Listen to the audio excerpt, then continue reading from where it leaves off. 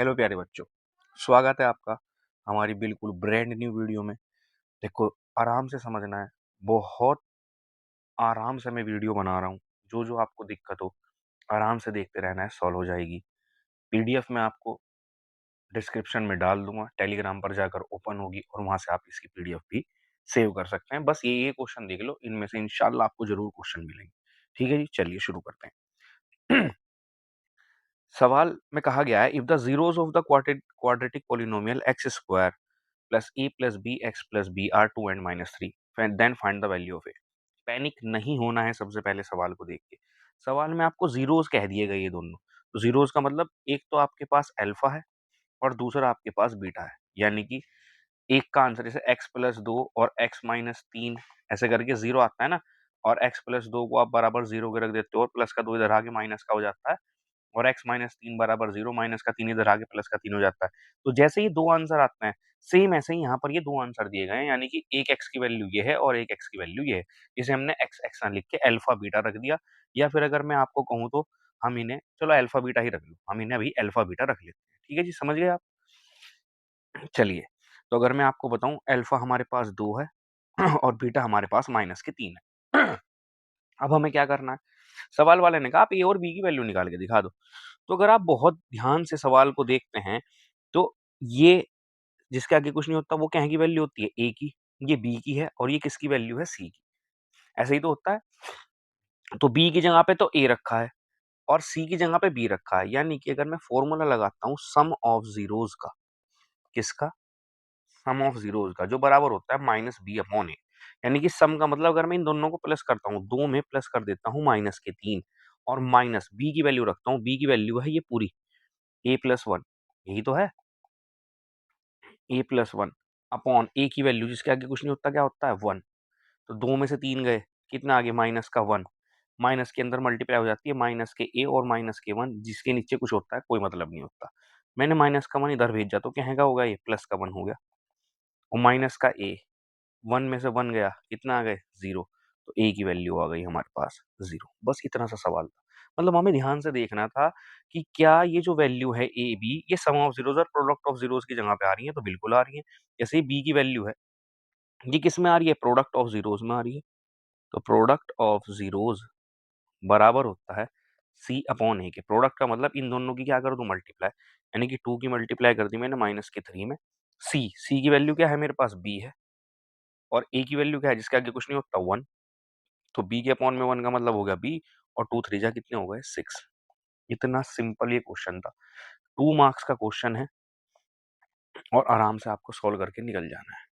बस खत्म कहानी। ठीक है जी, पीडीएफ आपको मिल जाएगी, जाके देख लेना।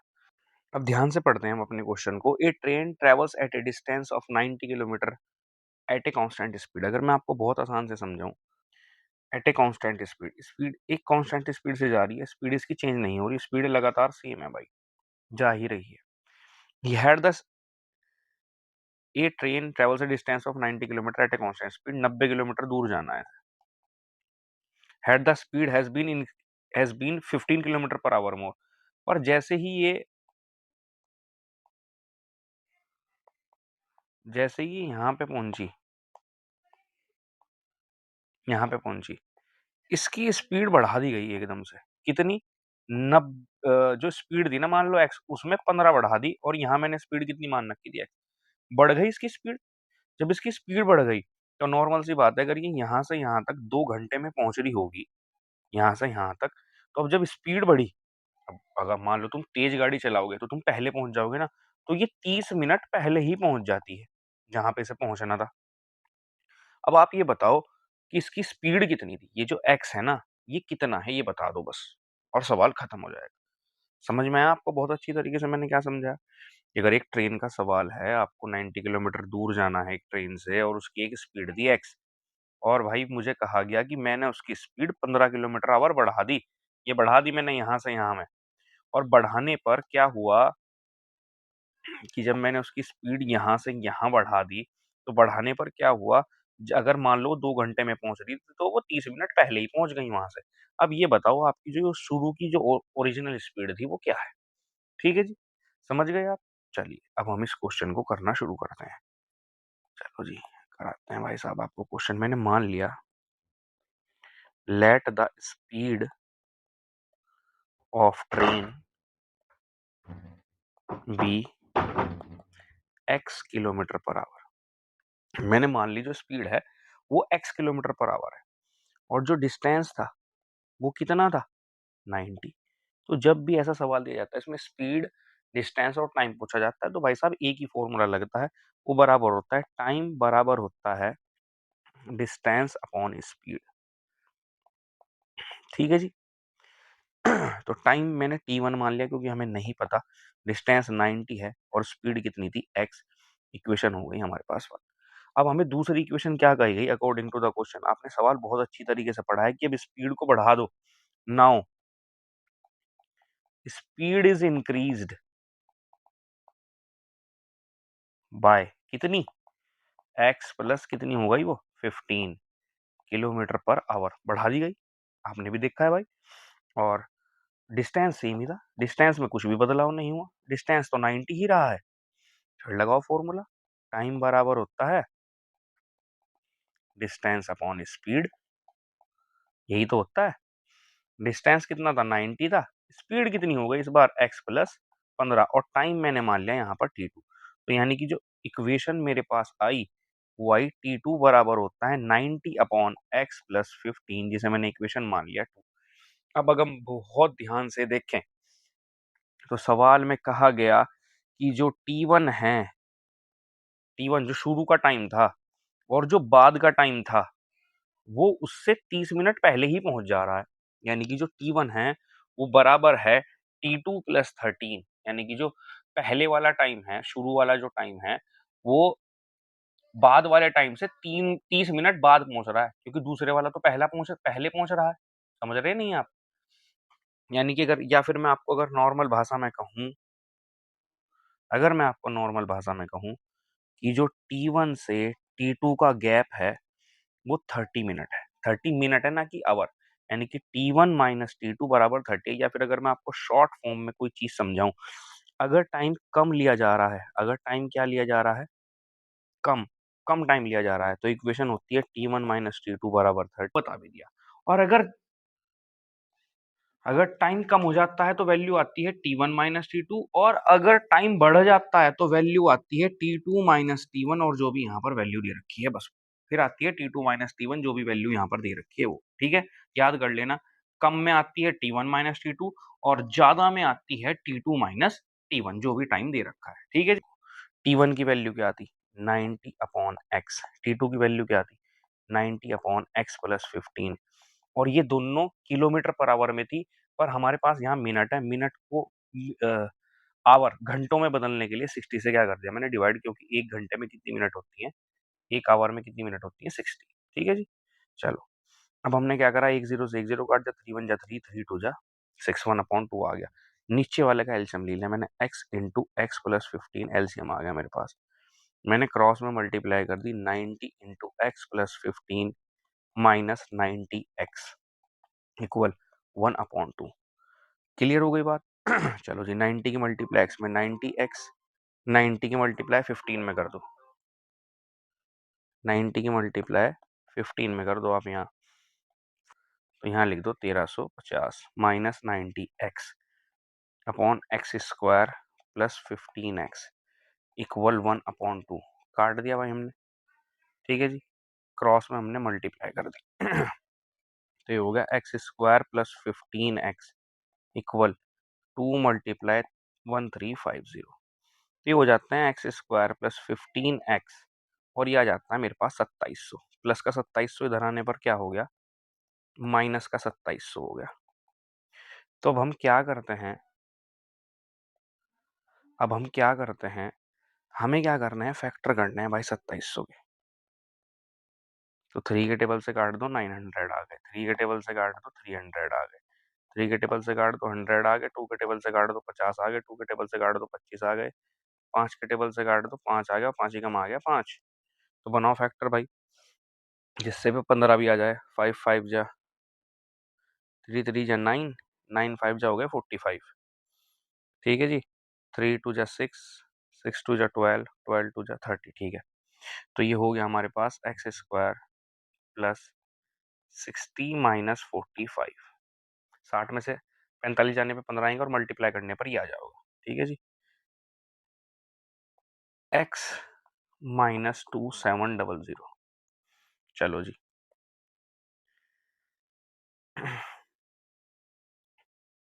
X square plus 60x minus 45x minus 2700 बराबर 0। एक्स स्क्वायर प्लस, चलो कॉमन ले लो, कॉमन लो। एक्स मैंने बाहर कॉमन ले लिया, एक्स प्लस 60 आ गया। मैंने यहाँ से माइनस 45 कॉमन लिया, एक्स प्लस 60 आ गया। ये हो गया एक्स माइनस 45 और ये हो गया एक्स प्लस 60। एक्स माइनस 45 बराबर 0, माइनस का 45 इधर आ गया, प्लस का 45 आ गया। एक्स प्लस 60 बराबर 0, प्लस का 60 इधर आ गया, माइनस का 60 आ गया। तो जो फाइनल स्पीड थी, ओरिजिनल स्पीड ऑफ ट्रेन लिखना है भाई आपको, वो हो गई 45 किलोमीटर पर आवर, क्योंकि माइनस में तो हो ही नहीं सकती। ठीक है जी, डन हो चुका है आपका सवाल। होप करता हूँ बड़े अच्छे से आपको सवाल समझ में आया हो और छोड़ दिया जाएगा पीडीएफ के लिए, ध्यान से देख लेना। चलिए चलते हैं अपने अगले क्वेश्चन। अब आता है हमारा नेक्स्ट क्वेश्चन।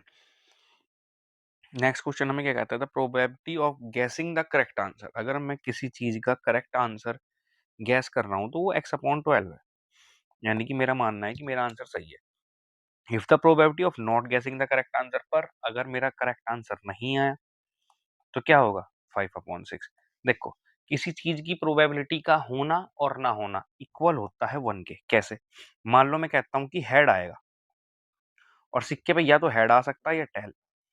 तो अगर हेड आएगा तो प्रोबेबिलिटी क्या होगी, 1, और टोटल कितने हैं, 2। अगर मैं कहूँ टेल आएगा तो टेल की भी कितनी है, 1/2। तो अगर मैं दोनों को जोड़ता हूँ, हाफ हाफ को जोड़ता हूँ, तो क्या जाता है, 1 के बराबर। तो सेम इसी तरह ही अगर मेरी गैसिंग की प्रोबेबिलिटी x/12 है और जो गैस नहीं है, मतलब अगर वो मेरा आंसर गैस नहीं हुआ और गलत आ गया, तो उसकी प्रोबेबिलिटी 5/6 है, तो आपस में बराबर किसके होगी, 1 के। तो इस तरीके से सवाल बन जाता है x/12 प्लस 5/6 इक्वल किसके होगा, 1 के। तो हम यहाँ पर एलसीएम ले लेते हैं, 12 सिक्स कितने हो गए, 72। क्रॉस में मैंने मल्टीप्लाई करी 6x प्लस 5 की 12 में मल्टीप्लाई करने पे 70 बराबर 1। क्रॉस में हमने मल्टीप्लाई कर दी, सॉरी 12 5 जा होते हैं 60। चलो क्रॉस में मल्टीप्लाई कर दो 6x और ये कर दिया यहाँ पर मैंने 60 बराबर 1। क्रॉस में मैंने मल्टीप्लाई कर दी 6x प्लस 60, 72 1 जा 72। मैंने इधर जाके क्या कर दिया, माइनस। तो ये हो गया हमारे पास 12 और 6 2 जा हो गए 12 और x की वैल्यू आ गई मेरे पास 2। बस मुझे x की वैल्यू निकालनी थी, वही मैंने निकाल दी है। ठीक है जी, गॉट इट। चलिए चलते हैं हमारे अगले क्वेश्चन पे बहुत आराम से। और इस वाले सवाल में तो मैंने आपके लिए देखो अलग से टेबल भी बना रखी है जिससे बच्चे को कंफ्यूजन ना हो। और भाई ये क्वेश्चन मस्ट, मतलब मस्ट है बिल्कुल, ये पेपर में आना है बेसिक के।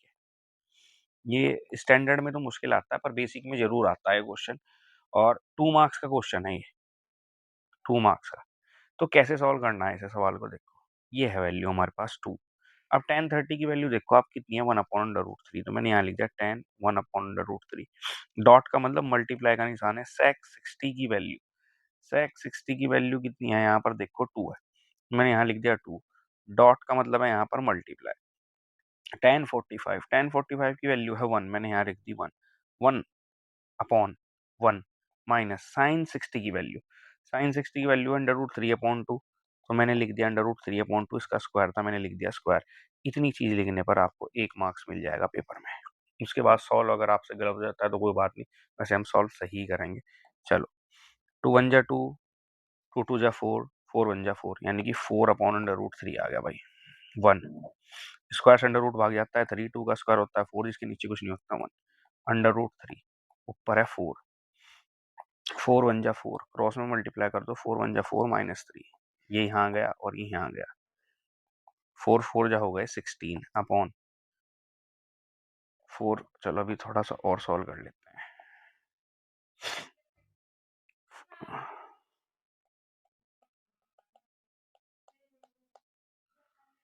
कर लो सॉल्व। 4/√3, 4 में से 3 गया, 1/4। चलो जी, ये वाला करता है यहाँ और ये वाला करता है यहाँ, तो हो गया 4 × 4/1 इंटू √3। 4 4 जा हो गया 16/√3। रैशनलाइज करना पड़ेगा क्योंकि अपॉन में अंडर रूट नहीं रहना चाहिए। लो जी, मैंने मल्टीप्लाई मार दी। मल्टीप्लाई मारने पर √3 हो गए 316/√3। ये आ गया हमारा फाइनल आंसर। ठीक है जी, गॉट इट। चलिए चलते हैं अपने अगले क्वेश्चन पे। देखो, अब ये जो क्वेश्चन है ये मैं बहुत ज्यादा बार करा चुका हूँ। तो भाई साहब, ये आपको सब खुद सॉल्व करना है। और ये वो क्वेश्चनों में से एक है जो लगातार पेपर में आ रहे हैं, लगातार पेपर में आ रहे हैं, लगातार पेपर में आ रहे हैं। तो इनमें से सपोज करो मैं आपको ये वाला क्वेश्चन करके दिखाता हूँ। देखो, सवाल में कहा गया कि प्रूफ स्टेट ट्रू और फॉल्स बताओ कि कंपोजिट नंबर है नहीं, या कैसे भी सवाल में आ सकता है। तो हम लिखते हैं यहाँ 2 × 3 × 5 × 7 + 7 इज अ कंपोजिट नंबर, ये दे रखा है। तो हम क्या करते हैं, देखो 7 यहाँ भी है, 7 यहाँ भी है, हम 7 बाहर कॉमन लेते हैं। तो ये बचता है 2 × 3 × 5। 7 तो बाहर है, इसके मल्टीप्लाई में 1 लगा दो, 7 1 जा तो 7 ही होता है। जब मैंने 7 बाहर ले लिया तो ये 1 यहाँ पर बचे।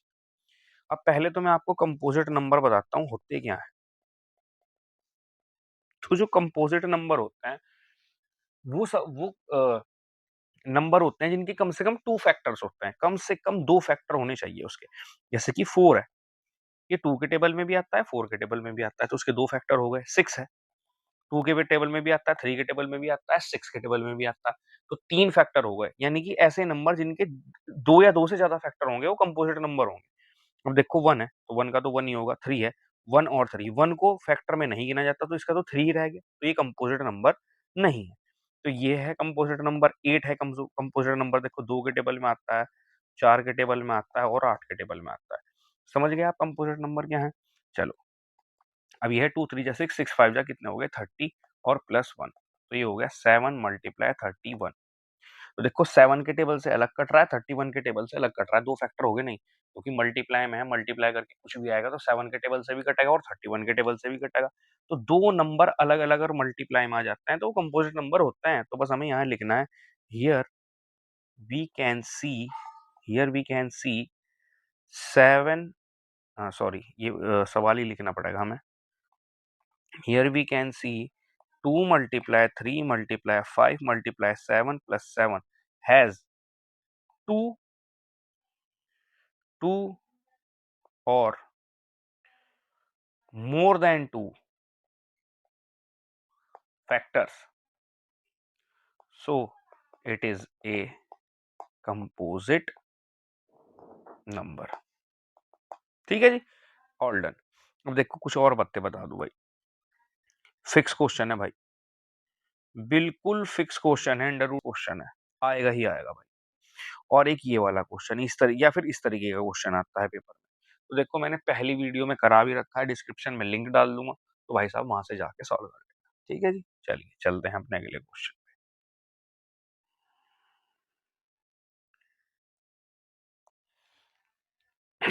ये रहा एक most most most difficult question में से एक। डिफिकल्ट नहीं कहेंगे, ट्रिकी क्वेश्चन कहेंगे इन्हें। अगर ये क्वेश्चन आपके पेपर में आ गया तो भाई पसीने छूट जाएंगे। खुद मतलब दिमाग में ही आएगा कि भाई ये होगा कैसे। अब आप ही सोचो कि भाई मैं क्या करूं। तो देखो, इसीलिए मैं क्वेश्चन लेकर आया हूं। अगर बाय चांस आ जाता है तो भाई साहब कैसे आंख बंद करके आप इन दोनों सवालों को कर सकते हैं। ठीक है जी, आराम से प्यार से शुरू करते हैं पहले पहले वाले क्वेश्चन को। सारी चीजें लिख लिख कर बताऊंगा, तो बहुत आराम से सवाल करेंगे। चलिए पहले तो मैं सवाल लिख लेता हूँ अपना। यह है कोसेक स्क्वायर थीटा, जो मुझे बराबर लाना है 2 के। मुझे इसे कहेंगे बराबर लाना है, 2 के बराबर लाना है। तो भाई देखो, पहले तो दिमाग लगाना है कि मैं कैसे इन्हें नंबर्स में बदलूं, क्योंकि 2 का मतलब साइन गायब, कॉस गायब, कोसेक गायब, किसी ना किसी तरह बदलना है भाई। तो अगर मैं ध्यान से देखूं, यहाँ पावर 4 है दोनों। तो अगर मैं क्या करूं, इन्हें लिख दूं साइन स्क्वायर का स्क्वायर माइनस कॉस को लिख दूं कॉस स्क्वायर का स्क्वायर, फिर लिख दूं +1 एज इट इज, और फिर लिख दूं cosec square theta as it is. तो यहाँ पर ये कुछ जाना पहचाना सा फॉर्मूला बनता है जो है ए स्क्वायर माइनस बी स्क्वायर बराबर होता है ए प्लस बी और ए माइनस बी। तो सेम यहाँ पर ये फॉर्मूला बनता है। ये जो दोनों नंबर लिखे हुए हैं एक बार तो प्लस में लिखे जाएंगे और एक बार माइनस में लिखे जाएंगे, एक बार माइनस में लिखे जाएंगे। किसी को कोई प्रॉब्लम भाई अभी तक? ये +1 का +1 और ये कोसेक स्क्वायर थीटा का कोसेक स्क्वायर थीटा। ठीक है जी, कोई दिक्कत परेशानी? अब आप बहुत अच्छी तरीके से जानते हैं कि sign square theta plus cos square theta बराबर होता है 1। तो ये तो हो गया 1। ठीक है जी, ये सेम बचा यहाँ पर sign square theta minus cos square theta +1 और यहाँ मल्टीप्लाई में बचा है हमारे पास कोसेक स्क्वायर थीटा। मैंने 1 बना दिया। अब मैं किसी तरह इसे भी अगर नंबर में बदल दूं तो फिर तो और मजा आ जाए। चलिए, 1 तो गया। ये है साइन स्क्वायर थीटा, लिख दो भाई साइन स्क्वायर थीटा। अब ये जो हमारे पास कॉस स्क्वायर थीटा है इसका कुछ बनाओ भाई। अब देखो यहाँ पे मैंने एक फॉर्मूला लिख रखा है आपके सामने। अगर मैं यहाँ से कॉस स्क्वायर थीटा की वैल्यू निकाल दूं तो ये तो कॉस स्क्वायर थीटा है ही और यहाँ है 1 प्लस का साइन इधर आगे क्या आ जाएगा माइनस का साइन स्क्वायर थीटा। तो कॉस स्क्वायर थीटा की वैल्यू होती है 1 माइनस साइन स्क्वायर थीटा। तो ये तो मैंने यहीं लिख दिया, माइनस का साइन यहीं पे है, इसे ब्रैकेट में लिख दिया 1 माइनस साइन स्क्वायर थीटा +1 और ये है हमारे पास cosec square theta. All clear जी? चलिए चलते हैं अब साइन स्क्वायर थीटा पे। Minus plus minus, minus minus हो गए plus, sine square theta +1 cosec square theta same, +1 से -1 कैंसिल हो गया, साइन और साइन हो गए 2 sign square theta. All clear? और यह इनटू कोसेक स्क्वायर थीटा। अब हमें बहुत अच्छी तरीके से पता है कि साइन थीटा बराबर होता है 1 अपॉन कोसेक थीटा के। तो मैंने इसे लिख दिया 2 मल्टीप्लाई साइन को लिख दिया मैंने 1 upon cosec square theta dot यानी कि मल्टीप्लाई कोसेक स्क्वायर थीटा। अब मुझे पता है ये जान ले लेगा, इसकी काट देगा इसे, तो बचा 2 1 जा 2 और यही तो मुझे लाना था और ये हमारा आंसर हो जाता है डन। देखो बहुत मेहनत लगती है बच्चों, सुबह से बैठा हूँ मैं बनाने के लिए। कम से कम एक प्यारी सी कमेंट करके जाया करो जिससे पता लगे कि हाँ भाई हम लोग मेहनत कर रहे हैं और आपको पसंद आ रही है। कमेंट जरूर किया करो और बहुत अच्छी तरीके से वीडियो देखते रहना। कल इंशाल्लाह मतलब परसों आपको पेपर में जरूर देखने को मिलेंगे और मेहनत करते रहो, बस पास हो जाना आराम से। कोई बात नहीं, कोई दिक्कत नहीं, इन्हीं में से ही क्वेश्चन आ जाएगा। चलिए शुरू करते हैं अपना नेक्स्ट क्वेश्चन जो था नीचे वाला। ये कैसे होगा? पहले तो इसका डुप्लीकेट बना लेते हैं भाई, इसे नीचे तक खिसका के लाना पड़ेगा वरना मुझे। चलो जी आ जाओ भाई साहब। ये रहा, ये रहा हमारा क्वेश्चन। अब हमें क्या करना है? हमें sine x plus cosec x equal to दे रखा है और मुझे ये निकाल के लाना है ना टफ? देख के ही टफ लग रहा है भाई। टफ क्या है, देख के ही टफ लग रहा है। चलो जी, हम कुछ करते हैं चेंज। कैसे कर सकते हैं? अब मुझे पता है कि जो साइन है वो तो साइन ही लिख दो, पर मुझे पता है कोसेक क्या होता है 1 अपॉन साइन होता है जी। इसके नीचे कुछ नहीं होता 1, मल्टीप्लाई कर दो साइन एक्स, क्रॉस में मल्टीप्लाई कर दो साइन स्क्वायर एक्स और 1 1 जा 1 इक्वल आ गया 2 के। ठीक है जी, यही तो होता है। अब मैं इसे यहां मल्टीप्लाई मारता हूं तो ये हो जाएगा साइन स्क्वायर एक्स +1 इक्वल हो जाएगा 2 साइन एक्स। इसे मैं इधर लेके आता हूं तो ये हो जाता है sine square x +1 -2 sine x. तो देखो बच्चों, नॉर्मल तो ये समझ में नहीं आने का, आपको अपनी आंखें गड़ानी पड़ेंगी इस पे।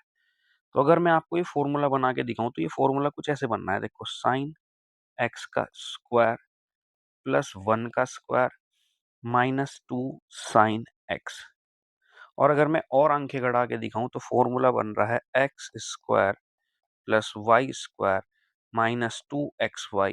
तो फॉर्मूला होता है एक्स माइनस वाई का होल स्क्वायर। ये फॉर्मूला यहां पर बन रहा है। तो ये फॉर्मूला बन जाओगे, एक्स की जगह पे कौन है साइन एक्स, तो ये साइन एक्स, और वाई की जगह पे कौन है 1 माइनस का होल स्क्वायर आपके सामने फॉर्मूला बनकर आ जाएगा। अब अगर मैं यहाँ पर माइनस का स्क्वायर, यहाँ पे जीरो का स्क्वायर भी तो हो सकता है ना, ये स्क्वायर से स्क्वायर कैंसिल समझ लो। तो साइन एक्स बरा माइनस 1 बराबर आता है 1 का। तो साइन एक्स माइनस का 1 इधर आगे हो जाता है 1, यानी कि साइन एक्स की वैल्यू क्या है यहाँ पर 1। आप साइन एक्स की वैल्यू किसके बराबर निकाल के ले आए हो 1 के बराबर। ठीक है जी।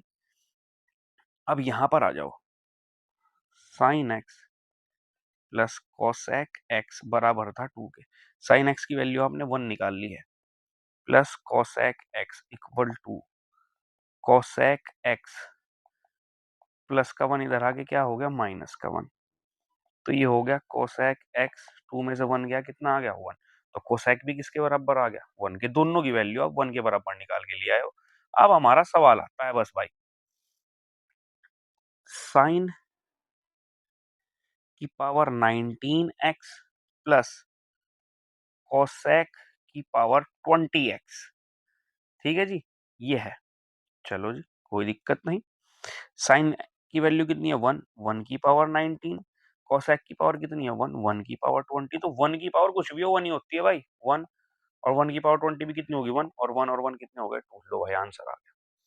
साइन 19x प्लस कोसेक 20 की पावर x बराबर होता है 2 के। तो भाई साहब कितने इजी तरीके से सवाल सॉल्व हुए, इतने आराम से। मैं तो नहीं मानता भाई कोई और आपको समझा सकता है। मेरे से जितना हुआ मैंने उतने आराम से आपको समझाया। आपको अगर वीडियो बिल्कुल ही समझ में आ रही है तो वीडियो को हर जगह शेयर करते जाना, बार बार रिपीट करते जाना। ठीक है, जो ट्यूशन पढ़ना है मेरे पास बच्चे, कल आकर पूछ लेना भाई जो भी डाउट है। ठीक है, वीडियो को शेयर कर देना। चलिए चलते हैं अपने नेक्स्ट क्वेश्चन पे। देखो बच्चों, बहुत ज्यादा ध्यान से आपको ये क्वेश्चन देखना है, और गारंटी के साथ सबसे मोस्ट इंपोर्टेंट, सबसे ज्यादा most important equation case study में से एक है। नो डाउट ये सबसे ज्यादा इंपॉर्टेंट केस स्टडी में से एक केस स्टडी है आपके पास। तो देखिए कैसे करते हैं इसे भाई साहब। सबसे पहले हमें सवाल पढ़ना है बहुत आराम से। द ओलंपिक, देखो इतने बड़े सवाल में जो बच्चा घबराता है सवाल से, यानी कि जिस पे सवाल नहीं आते, वो इतने बड़े सवाल को देख के ही डर जाएगा। वो ये नहीं देखेगा कि सवाल कैसे सॉल्व करूं, क्या करूं, कौन सा फॉर्मूला है, किस चैप्टर का है, तो वो ब्लैंक आउट हो जाएगा। तो भाई देखो ब्लैंक आउट नहीं होना, कुछ ना कुछ आपको हिंदी बनाने की, जो हिंदी होगी, वैसे तो इसकी हिंदी भी आती है, मतलब हिंदी और इंग्लिश दोनों में आता है ना, तो हिंदी पढ़ के ही पहचान लेना। सवाल में कहा गया था Olympic symbol comprising 5 interlocking rings. जो ओलंपिक का जो सिंबल होता है उसमें 5 रिंग होती हैं ऐसे। ठीक है, द यूनियन ऑफ 5 कॉन्टिनेंट, और इसका मतलब होता है 5 कॉन्टिनेंट मिलके इस चीज को बना रहे हैं। World and the meeting of an athletes from all over the world, और इसमें मीटिंग होगी सारे कॉन्टिनेंट के एथलीट्स की।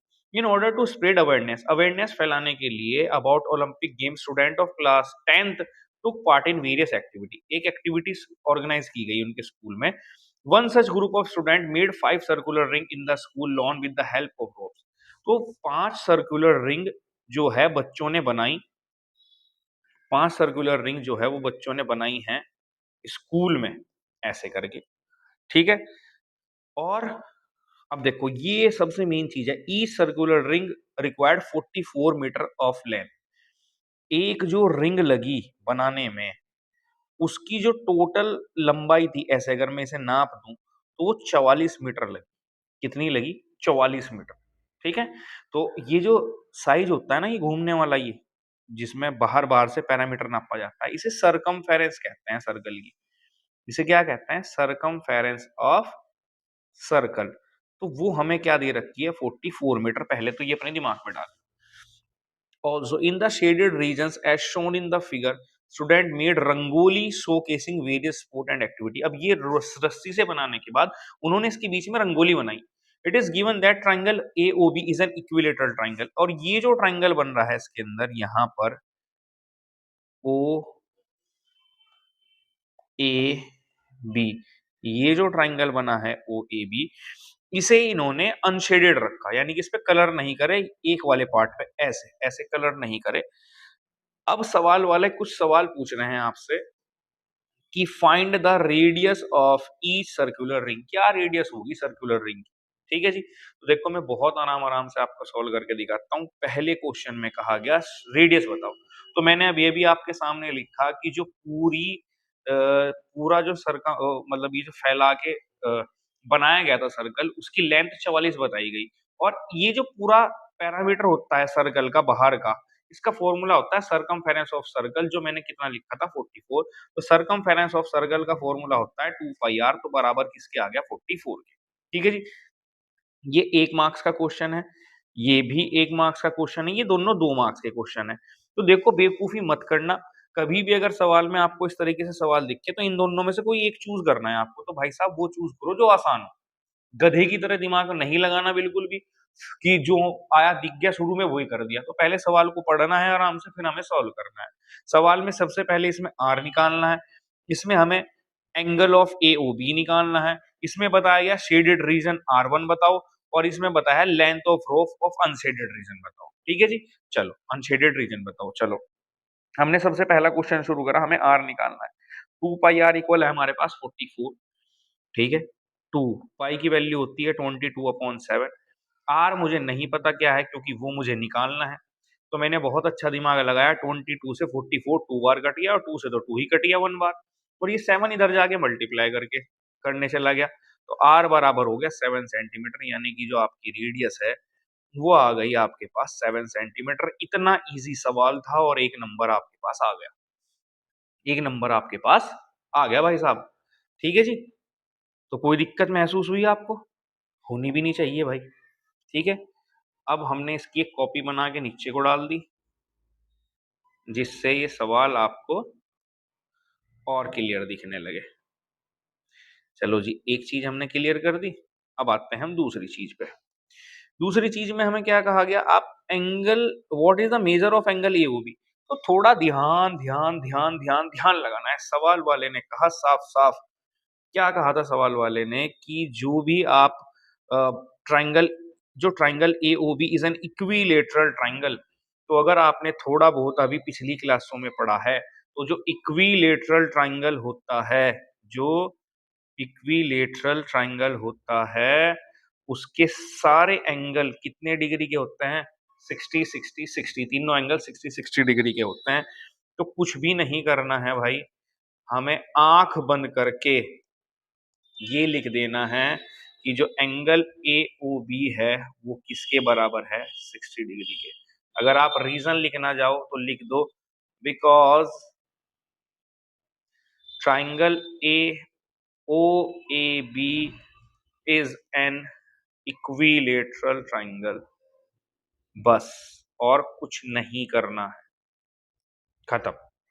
इतना ही करना है भाई, इक्विलेटरल ट्राइंगल है। अब हम चुनते हैं इन दोनों में से कोई भी एक सवाल। देखो क्योंकि वीडियो बहुत ज्यादा लेंथी जाने वाली है, तो भाई साहब मैं आराम से सिर्फ एक क्वेश्चन करा रहा हूँ, ज्यादा कराने के बाद कुछ फायदा नहीं है। अगर आपको unshaded region of R one निकालने को कहा गया यहाँ, तो देखो सबसे पहले तो मुझे पूरा सर्कल का एरिया निकालना पड़ेगा पाई आर स्क्वायर। उसमें से मुझे माइनस करना पड़ेगा सेक्टर का एरिया, क्योंकि देखो ये जो है ना, ये वाला पार्ट, ये वाला, ये है अनशेडेड और ये है अनशेडेड। तो मुझे ये वाला हिस्सा खत्म करने के लिए, ये मेजर सेक्टर होता है, तो मुझे यहाँ फॉर्मूला लगाना पड़ेगा पाई आर स्क्वायर थीटा अपॉन 360। और फिर उसमें क्या करना पड़ेगा, मुझे माइनस करना पड़ेगा एरिया ऑफ ट्राइंगल एओबी, तो जो बहुत बड़ा हो जाएगा। तो मैं इस सवाल को बिल्कुल भी चूज नहीं करूंगा, मैं सेकंड सवाल को चूज करूंगा, बी वाले पार्ट को, जिसमें कहा गया है मुझे length of rope around the shaded region निकाल लो। तो सवाल वाला क्या कहता है? सवाल वाले कहते हैं कि length of rope around the unshaded region, ये भाई ये है अनशेड रीजन। ये दो रोप है यहाँ पे, देखो एक तो ये वाली है, दो रोप है यहाँ पे, एक तो ये वाली है और एक ये वाली है, ये है ना। एक तो सर्कल में ये जा रही है, एक सर्कल में ये जा रही है। तो एक जगह पे दो दो दो रो बन रही है, तो दो दो 2 यहाँ हो गई, 2 यहाँ हो गई, 2 यहाँ हो गई, 2 यहाँ हो गई। तो यहाँ पर जो लेंथ ऑफ रोप है वो कितनी बैठती है? 8। अनशेडेड रीजन के पास कितनी बैठती है? 8 बैठती है। ठीक है, तो हम यहाँ डायरेक्ट लिखेंगे length of rope around the unshaded region बराबर है 8 मल्टीप्लाई लेंथ ऑफ आर्क। अब ये जो चीज है ना आपके सामने, ये इसे ही कहते हैं लेंथ ऑफ आर्क। फॉर्मूला क्या होता है लेंथ ऑफ आर्क का? 2 पाई आर थीटा अपॉन 360। ठीक है, चलो 8 2 पाई की वैल्यू होती है 22 अपॉन 7, आर की वैल्यू तुमने 7 निकालनी थी, थीटा ये तो रहा थीटा 60 डिग्री, थीटा की जगह डाल दिया हमने 60 अपॉन 360। ठीक है जी, काट दो, एक जीरो से जीरो, 6 से 6 कैंसिल हो गया, 6 से 36 कैंसिल हो गया 6 बार, 7 से 7 कट गया, 2 के टेबल से 6 कट गया 3 बार, ऊपर बचते हैं 8 और 22 और नीचे बचता है 3। 8 टू जा 16, 8 टू जा 16 और 117 अपॉन 3 सेंटीमीटर, ना कि सेंटीमीटर स्क्वायर, क्योंकि उसने लेंथ ऑफ आर्क कहा है, तो लेंथ ऑफ आर्क होगी हमारी 176 अपॉन 3। इस तरीके से 4 नंबर की स्टडी बिल्कुल इजीली सॉल्व हो जाती है। ठीक है जी, चलिए चलते हैं अपने अगले क्वेश्चन पे। बस दिमाग लगाए रखो, आपको कोई ना कोई क्वेश्चन इसमें से जरूर मिलेगा। अगला जो क्वेश्चन है बहुत बेहतरीन क्वेश्चनों में से एक है, पेपर में बहुत बार आता है भाई। तो ये जो वैल्यू दी रखी है, देखो मैं इसकी शॉर्ट ट्रिक दिखा देता हूँ आपको भाई सवाल की। इन दोनों सवालों की मैं आपको मतलब इस सवाल की मैं आपको शॉर्ट ट्रिक दिखा देता हूँ। बहुत एग्जाम्पल है। आपकी जो एक्सरसाइज है 8.2, उसका उसका फोर्थ क्वेश्चन है ये, ऐसा ही बिल्कुल। और एक उसी के सामने एग्जाम्पल है सेम, आपकी जो एक्सरसाइज 8.2 है उसका फोर्थ सवाल बिल्कुल ऐसा ही है, और उसी के सामने एक एग्जाम्पल है वो भी बिल्कुल सेम ऐसा ही है, बिल्कुल डिट्टो सवाल ऐसा ही है भाई। अब देखो थर्ड या फोर्थ सवाल है ये, थर्ड या फोर्थ सवाल, शायद थर्ड या फोर्थ सवाल में से एक है। बस आपको शक्ल दिख जाएगी, बिल्कुल ऐसे ही करके दे रखा होगा और ऐसे ही यहाँ पर दे रखा होगा, और आपको एक वैल्यू निकालनी है ए और बी की। ठीक है जी, तो अब हम इस सवाल को सॉल्व कैसे करते हैं? बहुत अच्छी ट्रिक है। देखो अगर कुछ भी समझ में नहीं आता तो ट्रिक भी मैं यहाँ पर बता दूंगा आपको। ये दिया हुआ है मुझे cos a plus B, cos a plus B बराबर 1/2। अब नॉर्मल सी बात है, जब मुझे ए और बी की वैल्यू निकालनी है तो मुझे कॉस हटाना पड़ेगा यहाँ से। तो कैसे हटाऊं, क्या करूं? तो ये है 1/2 यहाँ पर मेरे पास, ये मेरे पास यहाँ 1/2 है, मुझे इससे कुछ करना पड़ेगा भाई। तो मैं क्या करता हूँ, कॉस ए प्लस बी, ये 1/2 जो है ये कॉस में वैल्यू होती है 60 की। किसकी वैल्यू होती है? 60 की, जिससे कि कॉस कॉस से कैंसिल हो जाएगा और a प्लस बी की वैल्यू आ जाएगी 60, इक्वेशन 1। और हमेशा इन सवालों में 300%, 2%, 3%, 4% भी नहीं, 300% पहली इक्वेशन a प्लस बी बराबर 60 की बनती है। जो प्लस वाला हो होती है वो 60 ही बनती है, जो माइनस वाली होती है वो 30 बनती है। अब देख लो आप, tan a माइनस बी मुझे दे रखा है 1/√3।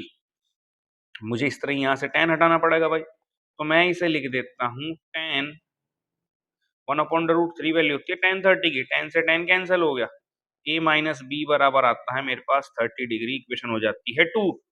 दोनों को सोल्व कर दो, फ्रॉम इक्वेशन 1 एंड 2 मैं क्या करता हूँ, a प्लस बी बराबर कर देता हूँ 60, a माइनस बी बराबर कर देता हूँ 30, अपॉन में मैंने इसे कैंसिल कर दिया, a और a हो गए 2a, 60 और 30 कितने हो गए 90, 2 के टेबल से मैंने इसे काट दिया, कितना हो गया 45, तो a की वैल्यू हो गई 45 डिग्री। ठीक है जी, और आंसर भी इनका यही आता है, a की वैल्यू 45 आती है, b की वैल्यू 15 आती है। अब put the value of a in equation 1 में रख दो। a प्लस बी बराबर कितना था 60, a की जगह मैंने क्या रख दिया 45, प्लस b बराबर 60, प्लस का 60 इधर आ, प्लस का 45 इधर आगे क्या हो गया माइनस का, तो b बराबर आ गया 15 डिग्री। ठीक है जी, ऑल डन हो चुका है यहाँ पर अभी तक। अगर आप उन सवालों को देखते हो, पर यहाँ तो कुछ और ही पूछा गया है। यहाँ तो पूछा गया है sec 2a माइनस 3b की वैल्यू निकाल के दिखाओ आप मुझे। तो मुझे जो वैल्यू निकालनी है वो निकालनी है sec 2a माइनस 3b की। तो यहाँ पर भाई हम sec 2a की वैल्यू है 45, a की वैल्यू है 45 माइनस 3b की वैल्यू है 15। चलो जी, sec 2 की मल्टीप्लाई 45 में 90, ये हो गए 45। तो ये बच जाता है आपके पास sec 45। sec 45 की वैल्यू क्या होती है? sec 45 की वैल्यू होती है √2, और ये आ गया आपके सामने आपका answer. All clear, all done. ठीक है जी, sec 45 की वैल्यू होती है √2। टेबल याद करके जाना। देखो बच्चों, टेबल पे क्वेश्चन जरूर आएगा 110%, तो आपको टेबल हर हाल में याद करनी है। इस सवाल में फिगर चेंज भी आ सकती है, वरना फिगर को याद कर लो बिल्कुल अच्छी तरीके से जैसे बनी हुई है। और ये मोस्ट इंपोर्टेंट क्वेश्चनों में से एक है इस बार सर्कल के, बहुत मोस्ट इंपोर्टेंट क्वेश्चनों में से एक। ठीक है, सवाल में कहा गया है prove that the tangent drawn at the end of the chord. सवाल में कहा गया कि जो टेंजेंट जा रही है, सॉरी, ये जो टेंजेंट जा रही है कॉर्ड के एंड में, उसके पास से जो एंगल बनते हैं वो आपस में बराबर है। अगर रफली भाषा में कहूँ तो यहाँ पर एंगल 3 बनना है और यहाँ पर एंगल 4, यानी कि एंगल 3 बराबर मुझे एंगल 4 की दिखाना है। और किसी और भाषा में कहूँ तो PAB, यानी कि यहाँ से जो एंगल बन रहा है वो PBA के बराबर दिखाना है। ये हमें प्रूफ करना है सवाल में। ठीक है जी, यानी कि सवाल वाला यही कह रहा था आपसे कि भाई साहब जो ये जो एंगल बन रहा है ना, ये टेंजेंट से कॉर्ड पे, यहाँ के टेंजेंट और ये कॉर्ड है, ये लाइन कॉर्ड है यहाँ पे। तो ये दोनों आपस में बराबर है, यानी कि 3 बराबर 4 के हैं, और एंगल PAB बराबर है एंगल PBQ के। ठीक है जी, चल PBA के, सॉरी, PAB बराबर है PBA के। ठीक है, चलो हम शुरू करते हैं भाई। हम लिखना शुरू करते हैं कि जो PA है वो बराबर PB के है। क्यों भाई? PA tangents drawn from external, बाहर वाले external point to a circle are equal. ठीक है, अगर कोई भी टेंजेंट खींची जाती है एक्सटर्नल पॉइंट से सर्कल पे, तो वो आपस में क्या होती है? बराबर। जब PA बराबर PB है, जब PA बराबर क्या है के PB के, सवाल में साफ साफ दिया गया है ना, PA क्या है के बराबर है PB के, और OA बराबर OB के है। क्यों? दोनों क्या है? रेडियस। जब OA बराबर OB के है तो ट्राइंगल OAB, ये जो ट्राइंगल OAB है, ये जो ट्राइंगल OAB है इज एन आइसोसेलेस ट्राइंगल, यानी कि जिसकी दोनों साइडें बराबर होती हैं वही तो आइसोसेलेस ट्राइंगल है। तो ये आइसोसेलेस ट्राइंगल हो गया। ठीक है जी, और एक चीज हमें और पता लगती है कि जब भी टेंजेंट रेडियस को टच करती है तो 90 डिग्री का एंगल बनाती है। तो आप देख पा रहे होंगे कि जब टेंजेंट ने इसे टच करा तो यहाँ पर भी क्या बनना चाहिए? 90 डिग्री का एंगल। तो बिल्कुल सही बात है, ये रूल आपको याद रखना है। जब ये आइसोसेलेस ट्राइंगल है तो जब इसकी साइडें बराबर हैं तो इसके एंगल भी बराबर होंगे। तो एंगल कौन कौन से बन रहे हैं भाई? यहाँ पर एंगल बन रहे हैं हमारे पास में 2 और 1 इसमें। तो एंगल 1 किसके बराबर होगा? एंगल 2 के। यही इसी का डुप्लीकेट बना के हम नीचे ले आते हैं। अगर आप ध्यान से देखो तो जो ओ ए बी जो ट्राइंगल था उसमें एंगल 2 और एंगल 1 बन रहे हैं। भाई आइसोसेलेस ट्राइंगल की दोनों साइडें बराबर होती है तो एंगल ए बराबर एंगल 2 के हो गए। ठीक है जी, और यहाँ पर 90 डिग्री पे क्या बनना है रेडियस को टच करके? एंगल OAP बराबर हो रहा है एंगल OBP के, क्योंकि दोनों क्या है? 90 डिग्री के बराबर। अब अगर ध्यान से देखो तो OAP जो बना रहे हैं वो एंगल 2 और 3 बना रहे हैं, और ये 1 और 4 बना रहा है। तो मैंने इनकी जगह लिख दिया, इसकी जगह लिख दिया मैंने एंगल 2 प्लस एंगल 3, और इसकी जगह लिख दिया मैंने एंगल 1 प्लस एंगल 4। ठीक है, ये वाले रूल से दोनों 90 डिग्री का एंगल बना रहे हैं। अब देखो यहाँ पर 2 किसके बराबर है? 1 के। तो मैंने 2 की जगह लिख दिया 1, और 1 से 1 क्या हो गया? कैंसिल। और एंगल 3 बराबर आ गया मेरे पास एंगल 4। तो हमें यही तो बराबर करना था कि एंगल 3 किसके बराबर है, एंगल 4 के, या फिर मैं लिख सकता हूं कि एंगल पी ए बी बराबर है एंगल पी बी ए के। और यही हमें प्रूफ करना था और सवाल हो जाता है हमारा यहाँ पर खत्म। ठीक है जी, चलिए चलते हैं अपने next question. Find the ratio in which the point 8,5 divide the line segment joining इतना इतना, also find the value of y। बहुत ही अच्छा और बहुत ही बेहतरीन क्वेश्चन है एक रेशो वाला। अगर हम सवाल में आपको करके दिखाते हैं कि भाई एक लाइन है, यहाँ पर नॉर्मली एक लाइन खींच देते हैं, बिल्कुल नॉर्मल एक लाइन खींच देते हैं, जहां पर शुरू में यहाँ हम ए लिख देते हैं, यहाँ पर बी, जो 1,2 है और ये 2,3 है समझाने के लिए, और यहाँ पर कोई एक वैल्यू है सी जिसकी वैल्यू है 8/5, जो इसे रेशो में डिवाइड कर रही है। यानी कि कुल मिला के अगर मैं बात कहूं तो ये है x1 y1, ये है xy और ये है x2 y2। तो जब मुझे x की वैल्यू दे रखी है तो मैं फॉर्मूला भी रेशो का कौन सा लगाऊंगा, x वाला ही लगाऊंगा, ना कि y वाला। तो मैं सवाल में जब यहाँ पर फॉर्मूला लगाता हूँ x बराबर m1 x2 plus m2 x1 upon m1 plus m2, ये लगा दिया मैंने। x बराबर m1 है मेरे पास कितना 8 अपॉन, ओ सॉरी m1 तो मेरे पास है ही नहीं, मेरे पास m1 नहीं है, मल्टीप्लाई x2 है मेरे पास जो कौन है 2 है, m2 मेरे पास नहीं है, x1 है मेरे पास जो कि 1 है, और अपॉन है m1 प्लस m2। पर मेरे पास यहाँ x की वैल्यू थी तो भाई x उड़ा देते हैं, x की जगह मेरे पास वैल्यू है 8/5। ठीक है जी, चलिए अब हम थोड़ा सा और सवाल को सॉल्व करते हैं। ये हो गया 2m1 प्लस m2 और अपॉन में आ गया m1 प्लस m2। बहुत आराम से क्रॉस में कर देते हैं मल्टीप्लाई, बहुत आराम से क्रॉस में कर देते हैं आपस में मल्टीप्लाई। तो ये हो जाता है 8m1 प्लस m2 और ये हो जाता है 5 2m1 प्लस m2। ठीक है जी, चलो 8 की मल्टीप्लाई m1 में 8m1 प्लस 8m2 हो जाता है 5 2 जा 10m1 प्लस 5m2। अब हम क्या करते हैं, m1 की तरफ m1 वाला ले जाते हैं, 8m1 माइनस 10m1 इक्वल आ जाता है 5m2 और प्लस का m2 इधर आके क्या हो जाता है, माइनस का m2 हो जाता है। सॉरी, अब घटा दो, कितने आगे माइनस के 2m1, ये हो गए 5 में से 8 जाके माइनस के 3m2। अब m1 के अपॉन में तो m2 ले जाओ, तो m1 अपॉन m2 हो गया, और ये -3 था, अब 2 इसके अपॉन में ले जाओ तो ये हो गया माइनस के 2, और माइनस से माइनस क्या हो गया, कैंसल।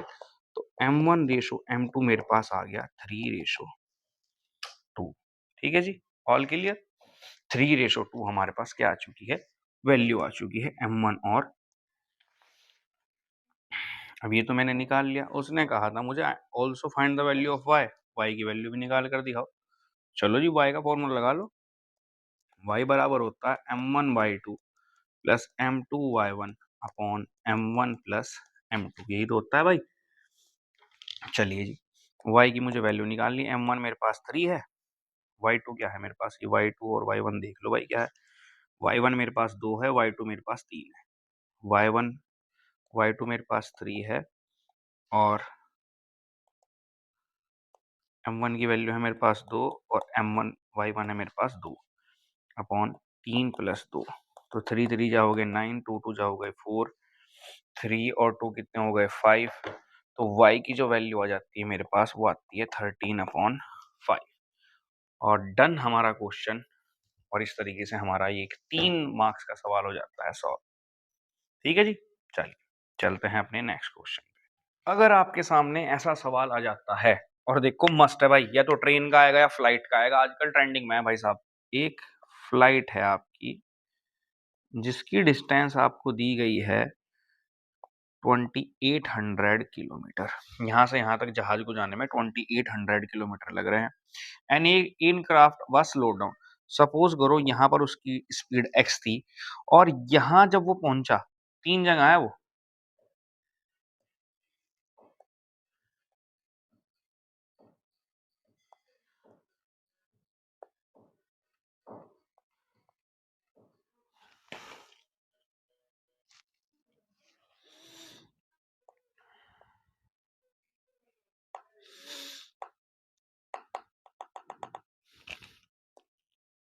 सवाल में कहा गया कि जो वैल्यू है वो क्या है।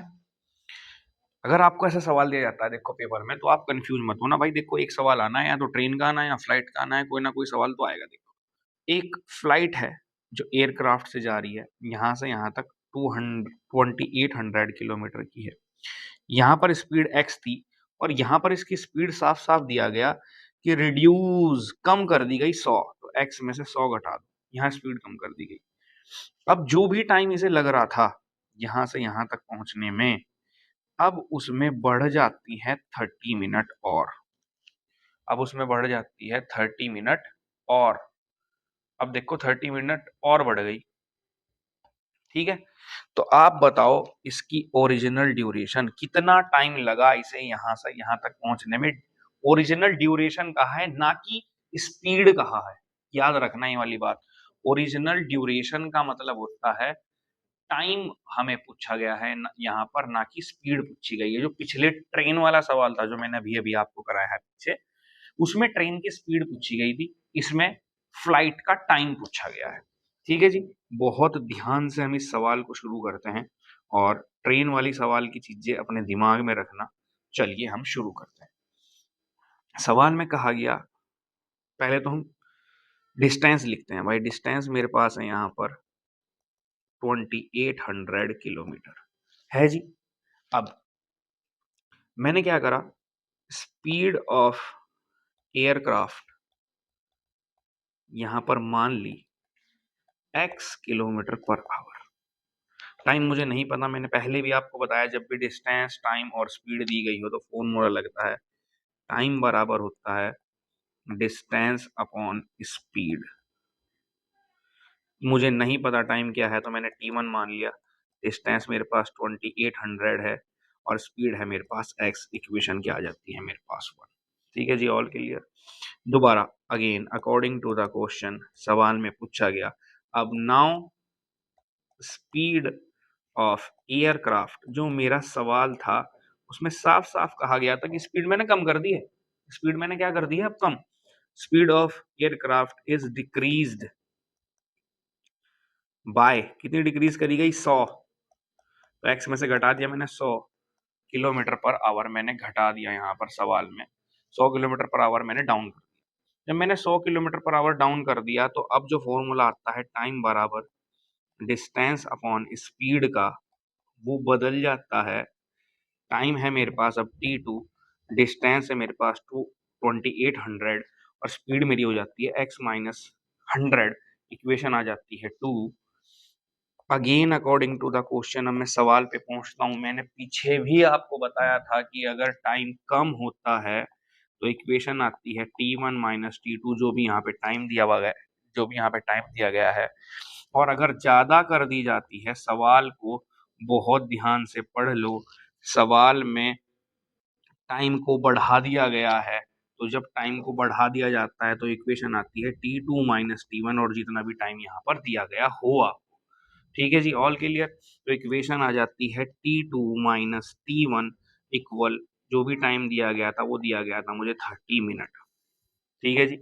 t2 की वैल्यू है मेरे पास यहाँ 2800 upon x minus 100, minus t1 की वैल्यू है मेरे पास यहाँ 2800 अपॉन x।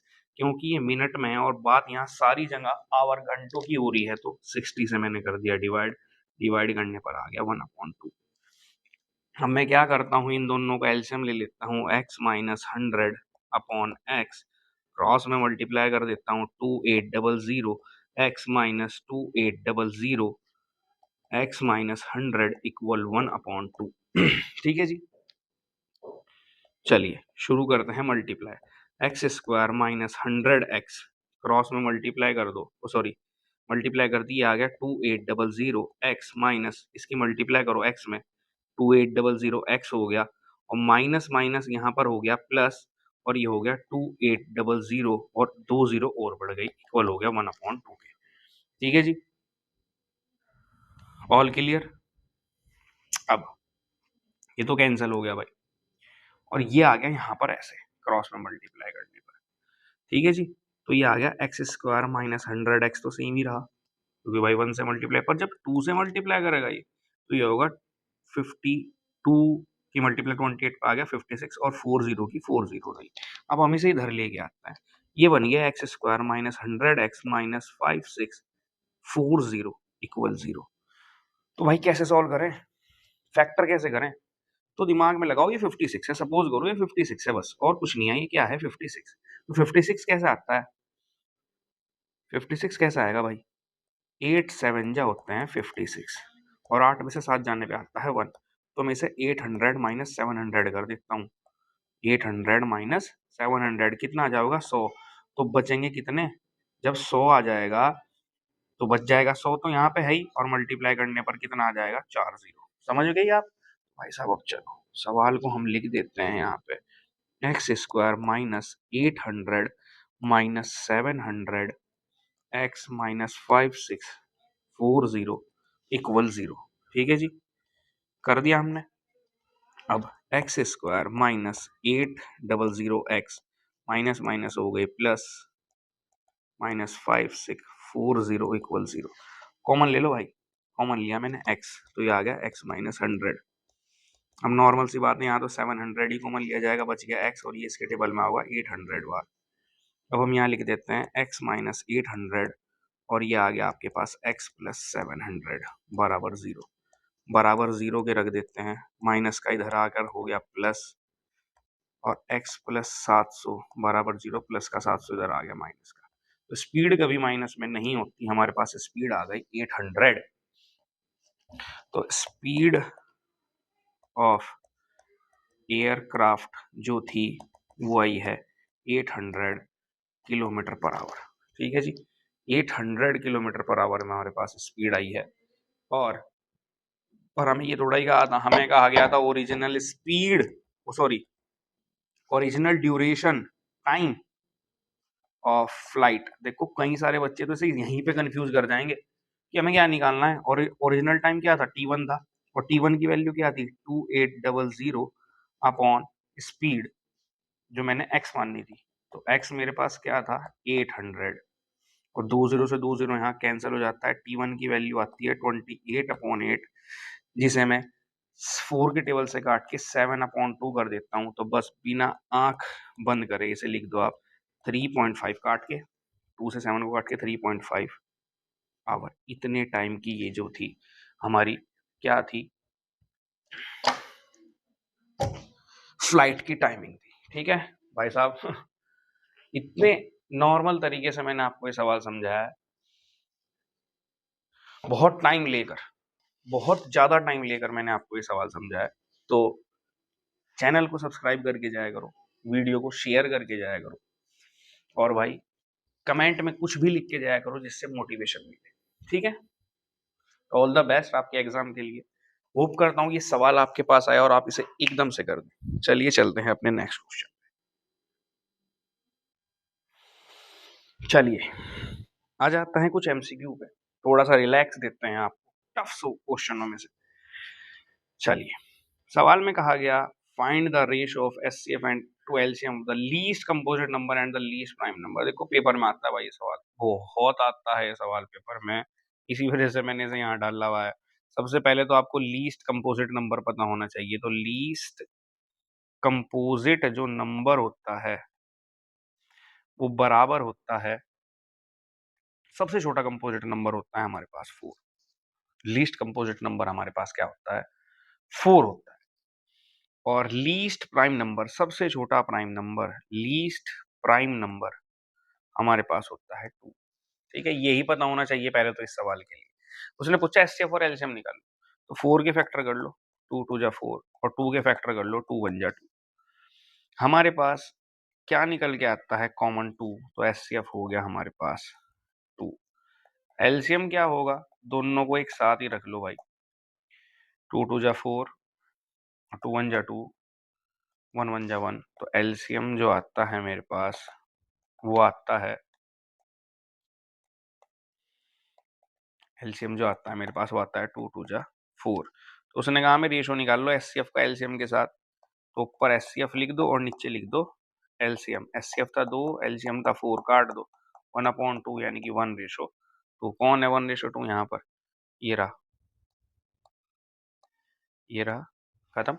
ये आंसर है इसका। ठीक है जी, चलिए चलते हैं कुछ और एमसीक्यू के पास आपके।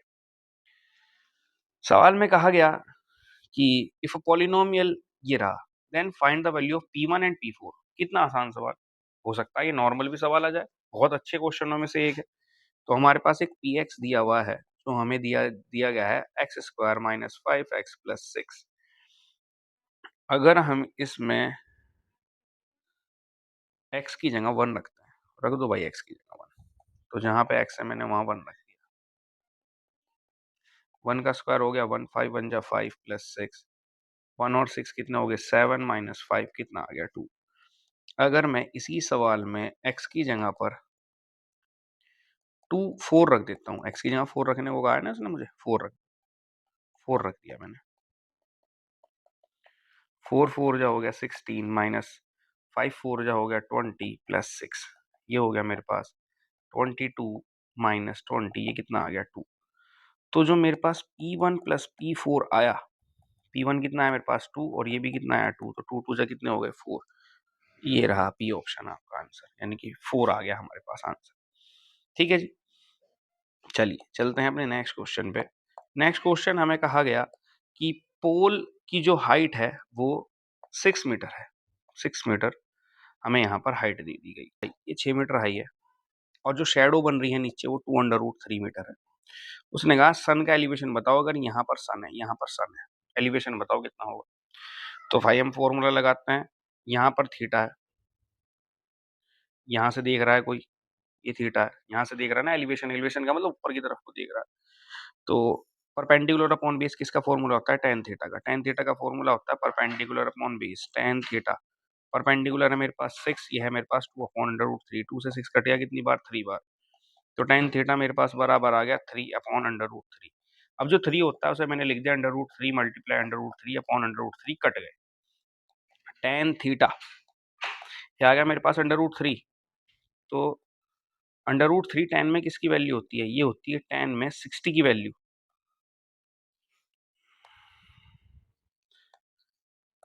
ये फॉर्मूला है, तो भाई मैं यहाँ रख देता हूँ टेन थीटा बराबर, ये होती है टेन 60 की वैल्यू। टेन से टेन कैंसिल, थीटा की वैल्यू कितनी आ गई 60 डिग्री।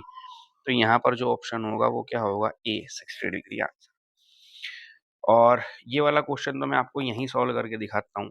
जब भी कभी सवाल में आपसे डिस्टेंस पूछा जाए और एक दो कोऑर्डिनेट आपको दिए गए हैं और यहाँ पर एक्स एक्सिस से पूछा गया, तो जब भी एक्स एक्सिस से पूछता है तो वाई वाला उसका आंसर होता है, यानी कि वाई कहाँ है, कौन है यहाँ पे 7, तो इसका आंसर तो 7 ही है।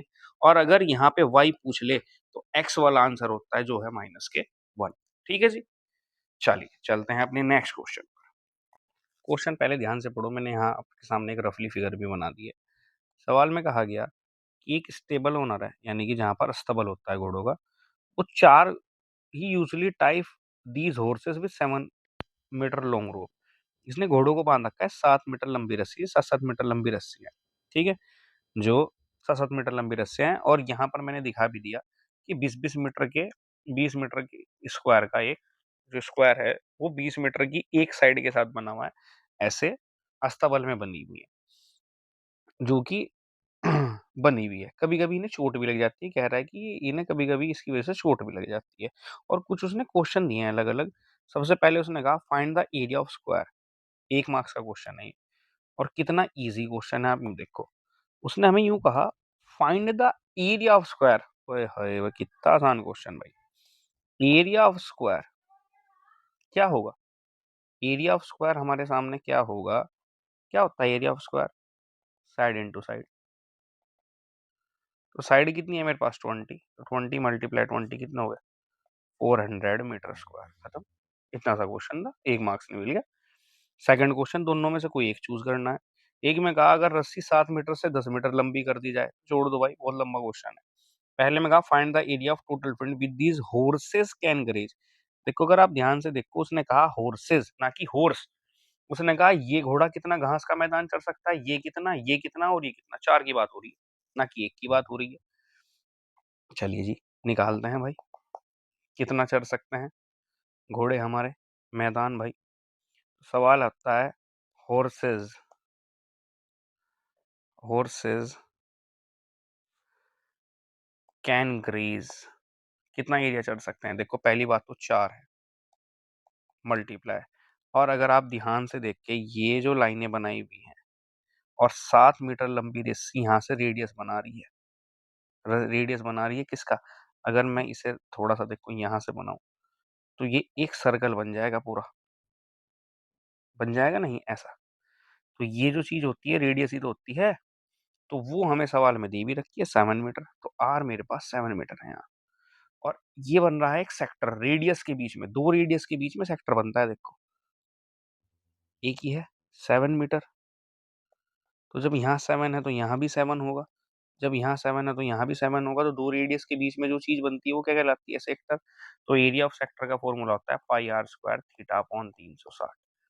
4 पाई की वैल्यू है 22/7, आर की वैल्यू है मेरे पास 7 × 7। थीटा क्या है, जब ये स्क्वायर है तो स्क्वायर कितने डिग्री के एंगल पे बनते हैं, 90 डिग्री के एंगल पे बनते हैं। तो ये हो गया 90/360।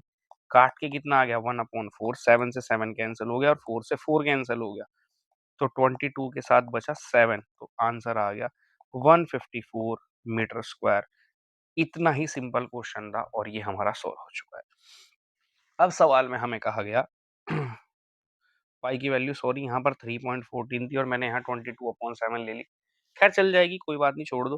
3.14 भी आप 3.14 ले लेना, चलो ले ही लेते हैं यार, मैंने बाय चांस में जल्दी जल्दी में 3.14 ले ली, पर 3.14 से जल्दी सॉल्व हो गया, छोड़ दो। पाई की वैल्यू उसने 3.14 कह रखी है, छोड़ दो कोई नहीं। थर्ड सवाल, अप्रॉक्स लिख देना भाई यहाँ पर, अगर आप हो गया, अगर आपसे अप्रॉक्स लिख देना, क्यों टाइम वेस्ट करो। अब सवाल में थर्ड में हमें कहा गया कि what is the area of the field that is left ungrazed if the length of the rope each horse is 7 centimetre. कितना एरिया बच गया, एरिया जो बचा है, एरिया लेफ्ट अनग्रेज्ड जो बच गया। तो देखो भाई अगर आप दिमाग लगाओ क्या बचा है, अगर मैं एरिया ऑफ स्क्वायर में से माइनस कर दूं area of graze part by horses, ये कितना था मेरे पास 400 और ये कितना था 154, घटा दो भाई, यही तो है। तो अगर आप 400 में से 154 घटा दोगे, 10 में से 4 गए 6, 9 में से 4 5 गए 4 और 3 में से 1 गए 2, 246 सेंटीमीटर स्क्वायर आपके सामने आंसर आ जाता है। ये भी यहाँ पर आप अप्रॉक्स लिख देना, बस खत्म। इतनी ही सिंपल की स्टडी थी जो मैंने आपको करा दी और बहुत आसान है, बेसिक में तो बिल्कुल आराम से आ जाएगी कि भाई लोअर कर दो सॉल्व। ठीक है जी, चलिए चलते हैं अपने नेक्स्ट क्वेश्चन पर। बहुत ही सिंपल और सबसे बेहतरीन question, sum of two number is 18, दो नंबरों का सम 18 है, sum of their reciprocal is 9/40, find the number. 3 marks का क्वेश्चन है, ठीक है जी। हमें दो नंबरों का सम 18 दिया गया है, तो सबसे पहले मैं मानता हूं let the first number be X. दो नंबरों का सम मुझे 18 दिया गया, एक नंबर मैंने एक्स मान लिया। अब देखो मैं एक एग्जांपल देकर आपको समझाता हूँ, मान लो आप एम है, आपका दोस्त एन है। मान लो मैं आपको एग्जांपल देके समझाता हूँ, एक आपका मैथ का टेस्ट हुआ है, एक इंग्लिश का टेस्ट हुआ है। मैथ तो आपको अलग अलग मार्क्स तो नहीं बताया गया, पर दोनों के मार्क्स बता दें कि दोनों में जोड़ के आपके 40 में से 30 नंबर आए हुए हैं भाई। 40 में से कितने नंबर आए हुए हैं, 30। और किसी ने आपको बता दें कि इंग्लिश में तो आपके 12 हैं भाई, तो मैथ में कितने नंबर लिखेंगे, जब आपके टोटल 30 हैं तो 30 में से 12 घटा दोगे, आप कितने नंबर आ जाएंगे, आपके 18। पता लग गया भाई, मेरा मैथ में मेरे 18। इस तरह ही जब एक नंबर मैंने एक्स मान लिया, तो जो मेरा सेकंड नंबर होगा, जब दोनों जोड़ के 18 आ रहे हैं तो दूसरा नंबर क्या होगा मेरा 18 माइनस एक्स। जैसे मैंने 30 में से 12 घटाया था, ऐसे ही मैं 30 में से एक्स घटा दूंगा और यहाँ मुझे 18 दे रखा है तो 18 में से क्या घटा दूंगा एक्स, ऐसा ही तो होगा। ठीक है जी, ये दोनों नंबर हमारे आ चुके हैं। अब अकॉर्डिंग टू द क्वेश्चन सवाल वाले ने कहा सम ऑफ देयर रेसिप्रोकल, कि इनका जो रेसिप्रोकल है, रेसिप्रोकल में समझाता हूँ आपको क्या होता है। देखो अगर x है, x का रेसिप्रोकल होगा 1 अपॉन एक्स, उल्टा हो जाना रेसिप्रोकल कहलाता है। तो सम ऑफ देयर रेसिप्रोकल, तो x का रेसिप्रोकल क्या होगा 1 अपॉन एक्स, और सम का मतलब क्या है प्लस, और इसका रेसिप्रोकल क्या होगा 18 माइनस एक्स, दोनों का सम कितना है 9 अपॉन 40, ये हमें सवाल वाले ने कहा है। एलजीएम ले लो भाई, x इंटू 18 माइनस एक्स और क्रॉस में मल्टीप्लाई कर दो 18 माइनस एक्स प्लस एक्स बराबर 9 अपॉन 40, कट गए, इनकी मल्टीप्लाई कर दो 18 एक्स माइनस एक्स स्क्वायर और ऊपर बचा है 18 9 अपॉन 40, 9 वन जा 9, 9 टू जा कितने हो गए 18, क्रॉस में कर दो मल्टीप्लाई भाई, ये हो गया 18 एक्स माइनस एक्स स्क्वायर और 2 मल्टीप्लाई 40 बच गया यहाँ पे। ये इधर ही ले जाओ सारे आप, माइनस का एक्स स्क्वायर इधर आ गया प्लस का 18 इधर आ गया माइनस का, और ये तो प्लस है, ये हो गए 80। भाई हमें क्या करना है, मल्टीप्लाई करके 80 लाना है, जोड़ के 18। कितना ही आसान क्वेश्चन, यानी कि 10 प्लस 8, ठीक है जी, 10 और 8 18, और 10 की मल्टीप्लाई 8 में करने पे 80, ये हो गए माइनस के 10x माइनस के माइनस प्लस माइनस, और ये हो गए हमारे पास 8x प्लस 80 बराबर 0। अब मैंने ले लिया यहाँ पर कॉमन, x मैंने बाहर लिया तो x माइनस 10 बच गया, और यहाँ मैंने 8 कॉमन लिया तो x माइनस 10 बच गया। ठीक है जी, अब मैंने x माइनस 10 लिख दिया और x माइनस 8 लिख दिया। ठीक है जी, कॉमन ले लेता हूँ, x माइनस 10 बराबर 0, माइनस का 10 इधर आगे प्लस का 10, x माइनस 8 बराबर 0, माइनस का 8 इधर आगे प्लस का 8। इन सवालों में बच्चे बहुत कंफ्यूज होते हैं। तो देखो जो हमारा फर्स्ट नंबर है, दोनों प्लस में आए हैं, x बराबर है 10, तो जो हमारा सेकेंड नंबर होगा वो था मेरे पास 18 माइनस एक्स, तो 18 एक्स में से 10 गए, कितना आ गया 8। तो यानी कि या तो मेरे पास ये है पहला नंबर या फिर ये, और यहाँ पे मेरा फर्स्ट नंबर क्या निकल रहा है 8, तो मेरा सेकंड नंबर क्या होगा, तो मेरा सेकंड नंबर होगा 18 माइनस एक्स, यानी कि 18 में से 8 गए तो कितना आ गया 10। तो ये और ये आंसर है, और ये आंसर, यानी कि दो आंसर निकलता है, यानी कि जो मेरा फर्स्ट नंबर है वो या तो 10 है और 8 है, या जो मेरा सेकंड नंबर है वो यहाँ क्या है 8 और यहाँ क्या है 10, या फिर 10 है। ऐसे करके आप आंसर लिखोगे, या तो 10 और 8 है या 8 और 10 है। ठीक है जी, गॉट इट। देखो भाई एक क्वेश्चन फ्री में फेंका जाता है आपके पास, फ्री में, कि भाई लो अगर आपसे हो रहा हो तो आप कर लो। Minute hand of wall clock is 18 centimetre long. अगर मैं यहाँ पर एक 10 और 35 मिनट बजाते हैं यहाँ पे, 10:35 बनाते हैं।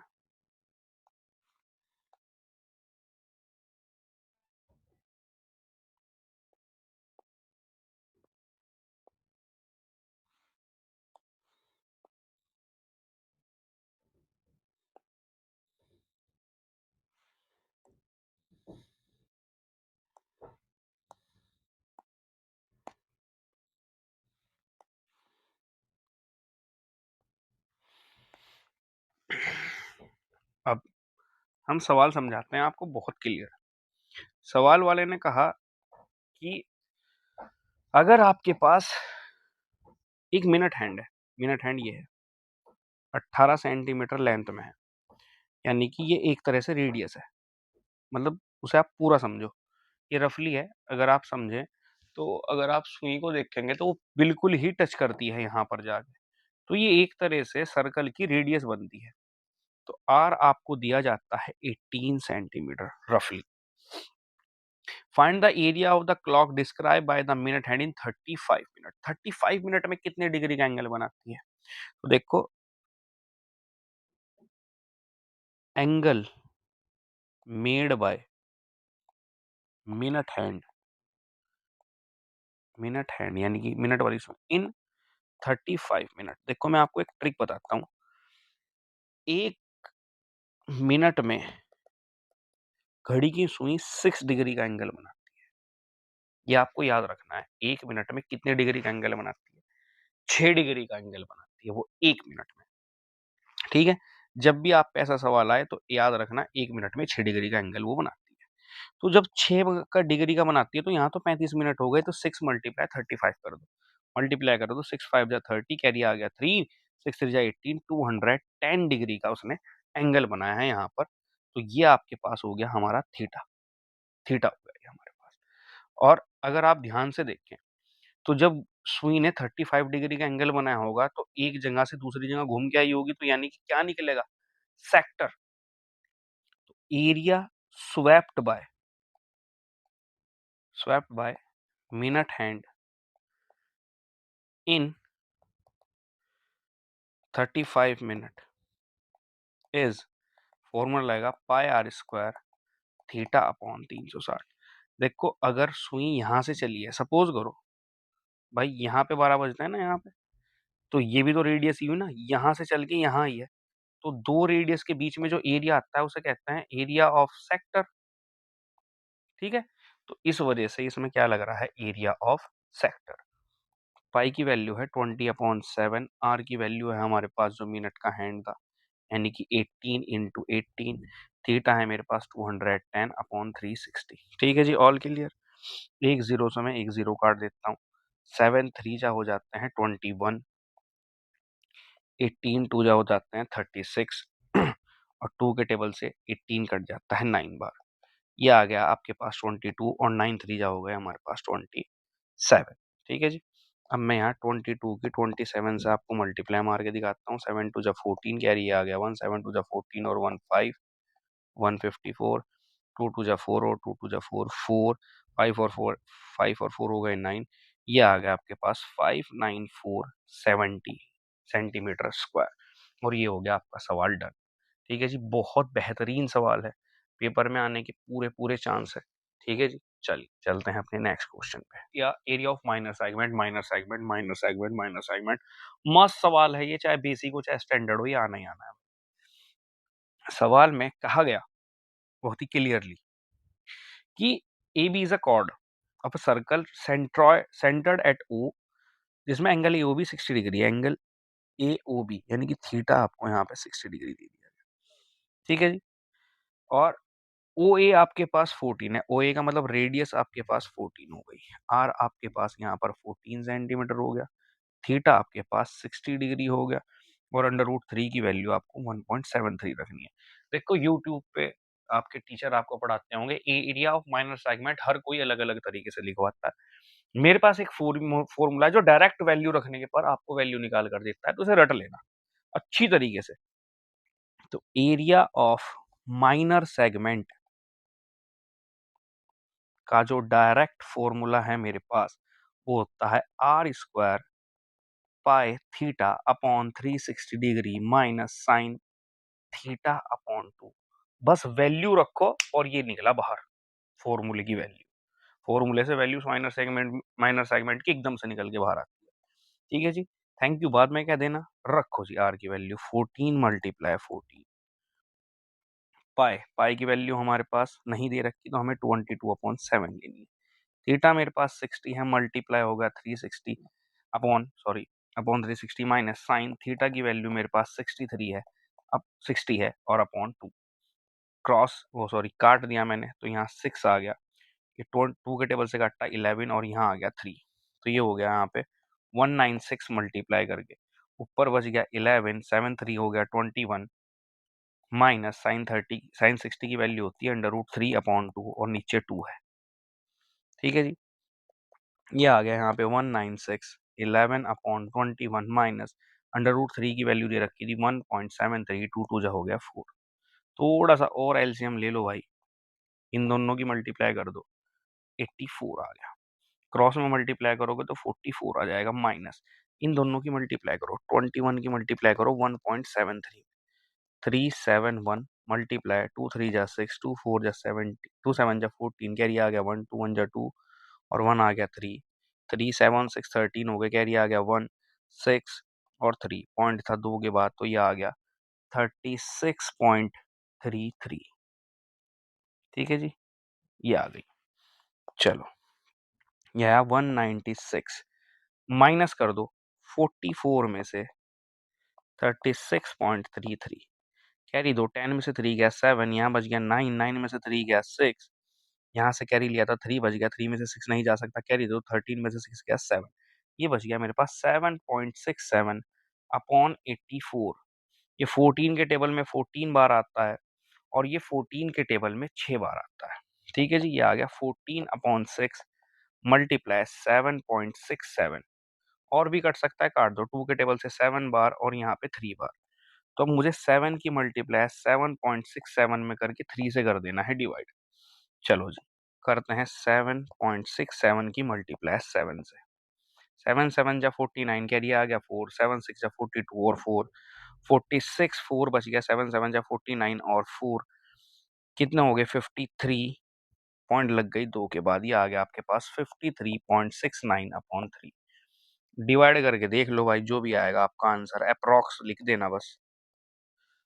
तो हम मल्टीप्लाई 3 1 जा 3 हो गया, कितने बच गए 2, 3 7 जा हो गया 21, कितने आ गए हमारे पास 2, ये वाला पॉइंट हट के यहाँ लग गया 6, 3 7 जा हो गया 3 8 जा हो गया 24, कैरी आ गया 2 9 जा 17, तो ये आ गया मेरे पास 17.7 सेंटीमीटर स्क्वायर फाइनल आंसर। ये तो पूरा ही कट गया भाई, और यही है आपका आंसर। ठीक है जी, चलिए चलते हैं अगले क्वेश्चन पे। सवाल में कहा find the point on the x axis which is equidistance of 41 units from the इतना। हम क्या करते हैं, एक लाइन खींच देते हैं भाई, खींच दी हमने। सवाल में कहा गया कि एक पॉइंट है एक्स एक्सिस पे, तो यानी कि वहां एक्स की वैल्यू तो एक्स होगी, वाई की वैल्यू क्या होगी 0, एक्स एक्सिस पे दूसरे वाले की वैल्यू 0। दूसरा पॉइंट है 8 कोमा -5, 8 कोमा -5। अब यहाँ इन दोनों के बीच का जो डिस्टेंस दिया हुआ है वो दिया हुआ है √41, यानी कि अगर मैं फॉर्मूला लगाता हूँ डिस्टेंस का, जो होता है x2 माइनस x1 का whole square plus y2 minus y1 का होल स्क्वायर, तो ये है √41। x2 की वैल्यू है 8 माइनस एक्स का होल स्क्वायर, y2 की वैल्यू है -5 -0। तो हमें x एक्सिस से वो पॉइंट निकालना है, तो मैंने क्या कर दिया, स्क्वायर बोथ साइड कर दिया। स्क्वायर बोथ साइड करने से क्या होगा भाई, अंडर रूट हट जाएगा, ये तो हट गया, और ये वाला अंडर रूट भी हट गया, ये बच गया 8 माइनस एक्स का होल स्क्वायर, और -5 में से 0 जाने पे बच गया -5। फॉर्मूला खोल दो भाई, A square plus B square, A square plus B square -2ab, और 5 का स्क्वायर हो गया हमारे पास 25। 41, 8 का square 64 plus x square -16x plus 25,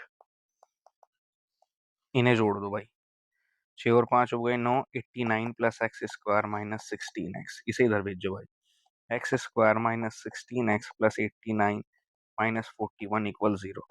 तो ये हो गया माइनस के 16x, घटा दो 9 में से 1 गए, कितने बच गए 8, 8 में 4 गए 4, तो ये बच गया 48। मल्टीप्लाई करके 48 लाना है, घटा के लाना है 16। तो कैसे होगा भाई, नहीं सॉरी प्लस का बनाया ना, तो जोड़ के लाना है 16, तो 12 plus 4 -12x -4x plus 48 equal 0। मैंने x बाहर कॉमन ले लिया, x -12 मैंने माइनस के 4 बाहर कॉमन ले लिया, x -12 बराबर 0। मैं कॉमन ले लेता हूँ, x -4 बराबर 0, x -12 बराबर 0, और माइनस का 12 इधर आ गया प्लस का 12, x -4 बराबर 0, माइनस का 4 इधर आ गया प्लस का 4, ये दोनों हमारी वैल्यू आ जाती है यहाँ से x एक्सिस पे, बस फाइनल आंसर।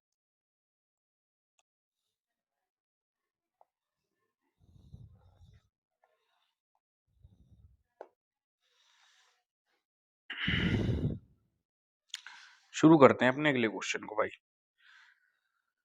सवाल में कहा गया है कि show that the points a -5,6, b 3,0, c 9,8 are the vertices of isosceles triangle. तो देखो ये क्वेश्चन आपने भी बहुत बार देखा होगा, रफली मैं आपको बनाकर दिखा रहा हूँ। ये पेपर में आने वाले क्वेश्चनों में से मस्ट क्वेश्चन है भाई, एक ए है, एक बी है, एक सी है। ए की वैल्यू -5,6 है, बी की वैल्यू 3,0 है, सी की वैल्यू 9.8 है। कैसे पता लगेगा कि आइसोसेलेस? आइसोसेलेस का मतलब इसकी दो साइडें इक्वल होती हैं। तो सबसे पहले हम ए बी निकालते हैं, फॉर्मूला लगाते हैं x2 माइनस x1 का whole square plus y2 minus y1 का होल स्क्वायर। x2 है मेरे पास यहाँ 3, यहाँ पर माइनस का निशान है तो माइनस माइनस हो जाता है प्लस, और y2 है मेरे पास 0 और y1 है मेरे पास यहाँ पर 6। ठीक है जी। तो 3 और 5 हो गए, 8 का स्क्वायर माइनस 6 का स्क्वायर, तो ये मेरे पास हो जाता है 64 प्लस 36 यानी कि अंडर रूट 100। सॉल्व मत करो, हमें दोनों चीजें बराबर दिखानी है। तो अब हम निकाल देते हैं बी सी। बी सी की वैल्यू है x2 माइनस x1 का whole square plus y2 minus y1 का होल स्क्वायर। चलिए जी, x2 कौन है मेरे पास 9 माइनस 3, और ये हो गया मेरे पास 8 माइनस 0। तो ये आ गया 9 में से 3 जाने पे 6 का स्क्वायर और 8 का स्क्वायर, जो बहुत आराम से 6 का स्क्वायर होता है 36, 8 का स्क्वायर हो जाता है 64, जोड़ने पर आ जाता है 100, और यहाँ पर ए बी बराबर हो गया बी सी के, और आइसोसेलेस का मतलब दो साइडें बराबर होगी। So triangle A B C is a isosceles triangle. बस इतना ही सवाल था, खत्म हो गई कहानी।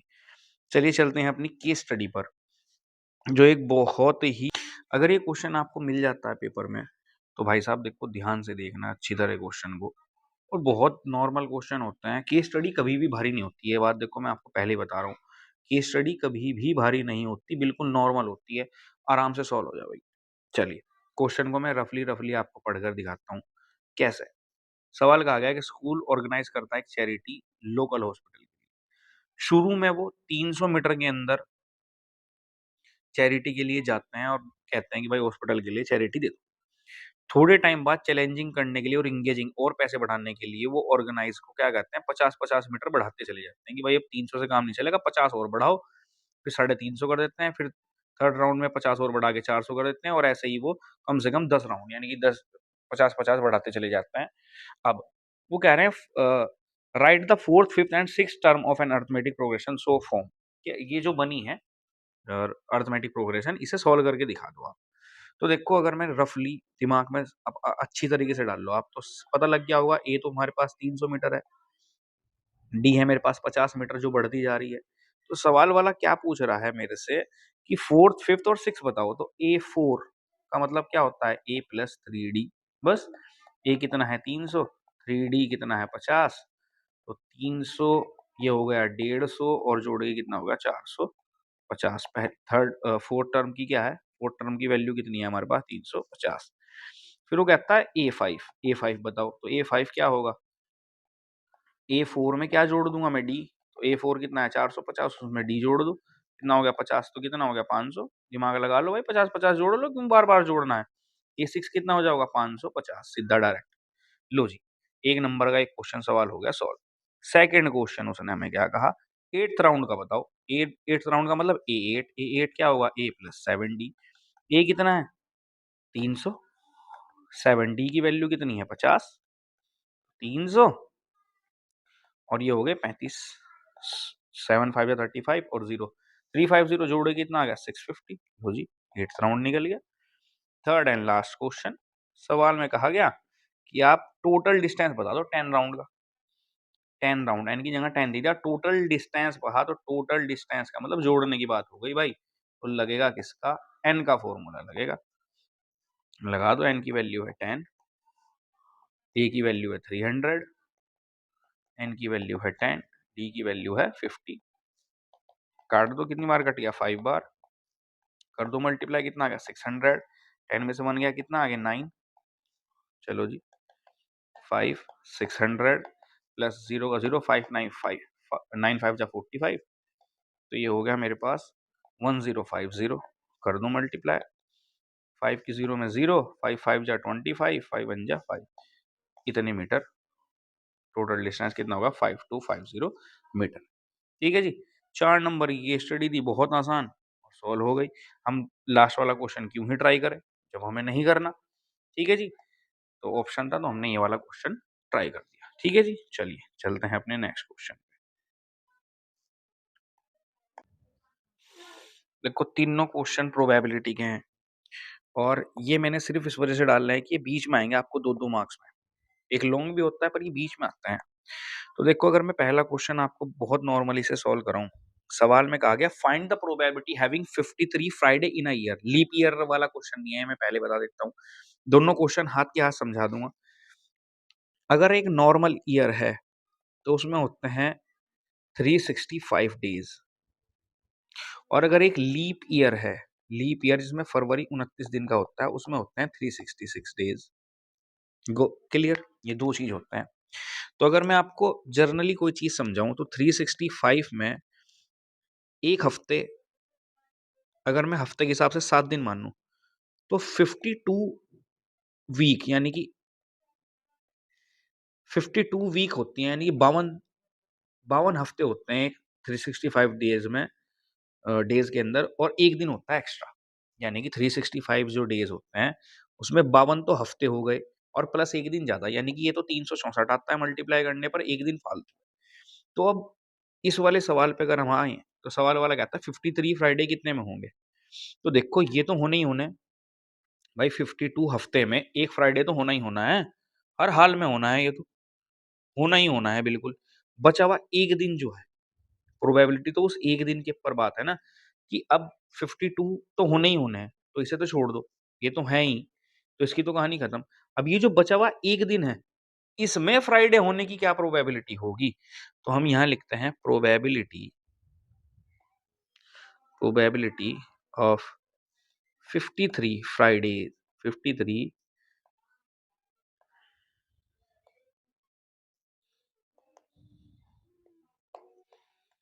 53 फ्राइडे बी क्या होगी,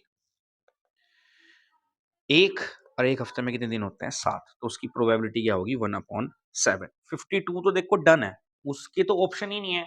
52 में से 52 फ्राइडे आने ही आने हैं, तो इसे तो छोड़ देना है हमें, जब आने ही आने हैं तो इसका तो कोई ऑप्शन ही नहीं बचा। बचा तो उस एक दिन का है, मेन कहानी उस एक दिन की है। तो एक दिन मंडे भी हो सकता है, ट्यूसडे भी हो सकता है, वेडनेसडे, थर्सडे, फ्राइडे, सैटरडे, कुछ भी हो सकता है। तो 7 दिन में से कोई भी हो सकता है, तो 53 फ्राइडे आने की प्रोबेबिलिटी क्या होगी 1/7। अगर यहीं पे यहीं लीप ईयर होता तो लीप ईयर क्या होता, 52 मल्टीप्लाई 7 प्लस 2 डेज, तो फ्राइडे आने की प्रोबेबिलिटी क्या होती फिर डायरेक्ट हमारी 2/7, बस और कुछ नहीं। हो सकता है ये थर्सडे और फ्राइडे हो सकता है ये फ्राइडे या फिर सैटरडे हो, दोनों में से कुछ भी हो सकता है। 2 दिन आएंगे ना, तो ये भी हो सकता है और ये भी हो सकता है, तो दोनों को गिनने पर 2/7 आता है। ठीक है जी, चलिए चलते हैं इसके सेकंड वाले पार्ट पे। सवाल में कहा गया कि, सवाल कहता है कि आप एक रैंडम कार्ड निकाल लो 52 कार्ड में से, क्या प्रोबेबिलिटी है तो ब्लैक फेस कार्ड हो या रेड फेस कार्ड हो। तो देखो बहुत छोटा क्वेश्चन है, ज्यादा तो बड़ा क्वेश्चन भी नहीं है। टोटल कार्ड्स होते हैं 52। सवाल में कहा गया एक फेस कार्ड है, रैंडमली सेलेक्ट किया जाता है 52 कार्ड में से, उसके ब्लैक फेस कार्ड और रेड फेस कार्ड होने की क्या प्रोबेबिलिटी। देखो इन सवालों में यहाँ पर और ऐसा नहीं है कि आप दोनों में से एक चुन सकते हैं, ये दोनों एक साथ हो ही नहीं सकते भाई, या तो ब्लैक फेस कार्ड निकलेगा या फिर रेड रेड फेस कार्ड निकलेगा। तो ये जो ऑप्शन है ना दोनों में से कोई भी आने का, तो ये डबल होता है भाई, यानी कि जो ब्लैक फेस कार्ड होते हैं वो भी 6 होते हैं, और जो रेड फेस कार्ड होते हैं वो भी कितने होते हैं 6, दोनों अलग अलग हैं। तो probability of card be black और रेड फेस कार्ड बी क्या होगी, 6 में 6 जोड़ दो और अपॉन टोटल है 52, ये हो गए 12/52, काट दो तो ये हो जाते हैं 6/26, इसे काटने पर आता है 3/13। याद रखना अगर कभी भी और लगता है सवाल में और दोनों में से दोनों को पूछा था कि या तो रेड हो या ये हो, तो दोनों अलग अलग है भाई, रेड फेस कार्ड और आ ही नहीं सकता ब्लैक में और ब्लैक में रेड नहीं आ सकता, तो हम दोनों को ही गिन लेते हैं कि भाई ऐसा हो सकता है कि दोनों जोड़ते हैं हम, और जो प्रोबेबिलिटी निकलती है वो आपका क्या होगा आंसर। लास्ट क्वेश्चन, पहले सवाल को पढ़ो, देखो ध्यान से पढ़ना इस सवाल को भाई। वो कहता है कॉइन टॉस किया गए 2 बार, क्या प्रोबेबिलिटी है एट लीस्ट वन टेल, कम से कम एक टेल आए, कम से कम एक टेल आना चाहिए। देखो दो कॉइन उछालने की के का रिजल्ट क्या होता है, मैंने हेड टेल कर दिया, तो अगर आप मल्टीप्लाई मारो हेड की हेड में तो हेड हेड आएगा, या तो दोनों पे हेड आएगा, या फिर हेड टेल आएगा, या फिर टेल हेड आएगा, या फिर टेल टेल आएगा। ये चार पॉसिबिलिटी होती है दो टॉस उछालने पर। तो हमें कहा गया है probability of at least one tail, कम से कम एक टेल तो होनी चाहिए अगर आप दोनों सिक्के उछाल रहे हैं। तो मैं मान लो पहला सिक्का उछालता हूँ उस पे हेड आता है, दूसरा सिक्का उछालता हूँ उस पे टेल आता हूँ, ये प्रोबेबिलिटी की बात हो रही है। तो मैं कुछ चीजें आपको बताता हूँ। कम से कम, एट लीस्ट का मतलब होता है कम से कम एक टेल तो आए भाई, मतलब टेल एक होनी चाहिए। तो देखो अगर मैं आपको समझाऊं, इसमें भी एक टेल है, इसमें भी एक टेल है, और इसमें दो टेल है, तो सवाल वाला यही तो कह रहा है कि कम से कम एक हो, ज्यादा से ज्यादा कितने भी हो। भाई कम से कम कितने होने चाहिए, एक, उससे ज्यादा चाहे जितने हो जाए। कम से कम, एट लीस्ट का मतलब होता है कम से कम एक होना चाहिए, और उससे ज्यादा कितने हो जाएं, बस दोनों हेड नहीं होने चाहिए, ये वाला नहीं होना चाहिए। तो कितने हैं ये, तीन है, और टोटल कितना है रिजल्ट, चार। टोटल कितना है, एक दो तीन चार, तो आंसर आ गया आपका 3/4। एटलीस्ट वन टेल का मतलब होगा 3/4। ठीक है जी, चलिए चलते हैं अपने नेक्स्ट क्वेश्चन पे। चलिए सवाल पढ़िए भाई।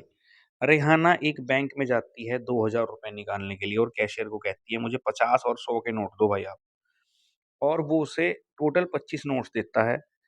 अब बताओ उसे 50 और 100 के कितने नोट्स मिले। ठीक है, चलिए शुरू करते हैं भाई हम।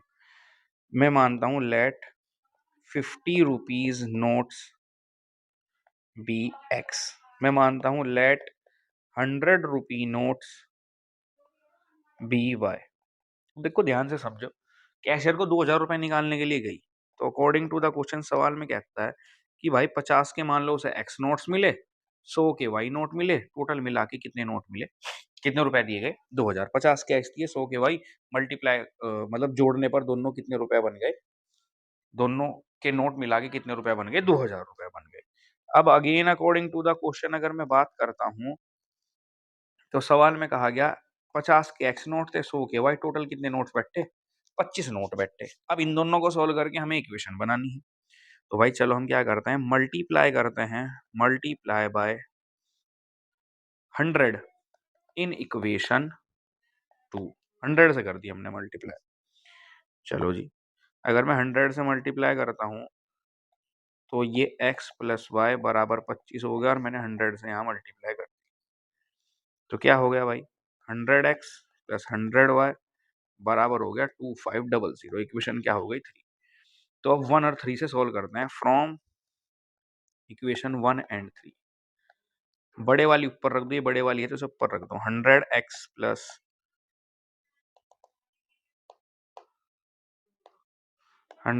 प्लस 100y बराबर होते हैं 2500। 50x प्लस 100y बराबर थी फर्स्ट इक्वेशन 2000। कर दो माइनस, कट गए, कितने बच गए, 50x, यहाँ बच गए 500। एक जीरो से एक जीरो कट के 10, तो x की वैल्यू आ गई 10। भाई x की वैल्यू तो 10 आ गई। पहले दूसरे वाली इक्वेशन थी, put the value of x in equation 2। x plus Y कितना था, 25, x की जगह मैंने 10 रख दिया, प्लस का इधर आगे क्या आ गया, माइनस का, तो y की वैल्यू कितनी आ गई, 15। तो 50 रुपी नोट्स मेरे पास आए 10, और 100 रुपी नोट्स मेरे पास आए 15। लो जी, ये रहे आपके आंसर। ठीक है जी, चलिए चलिए शुरू करते हैं अपने नेक्स्ट क्वेश्चन। भाई ये वाला क्वेश्चन उन क्वेश्चनों में से एक है जो मतलब जितनी बार मैं कहूँ उतनी बार इंपॉर्टेंट ही है, और आने ही आने वाले क्वेश्चनों में से एक है।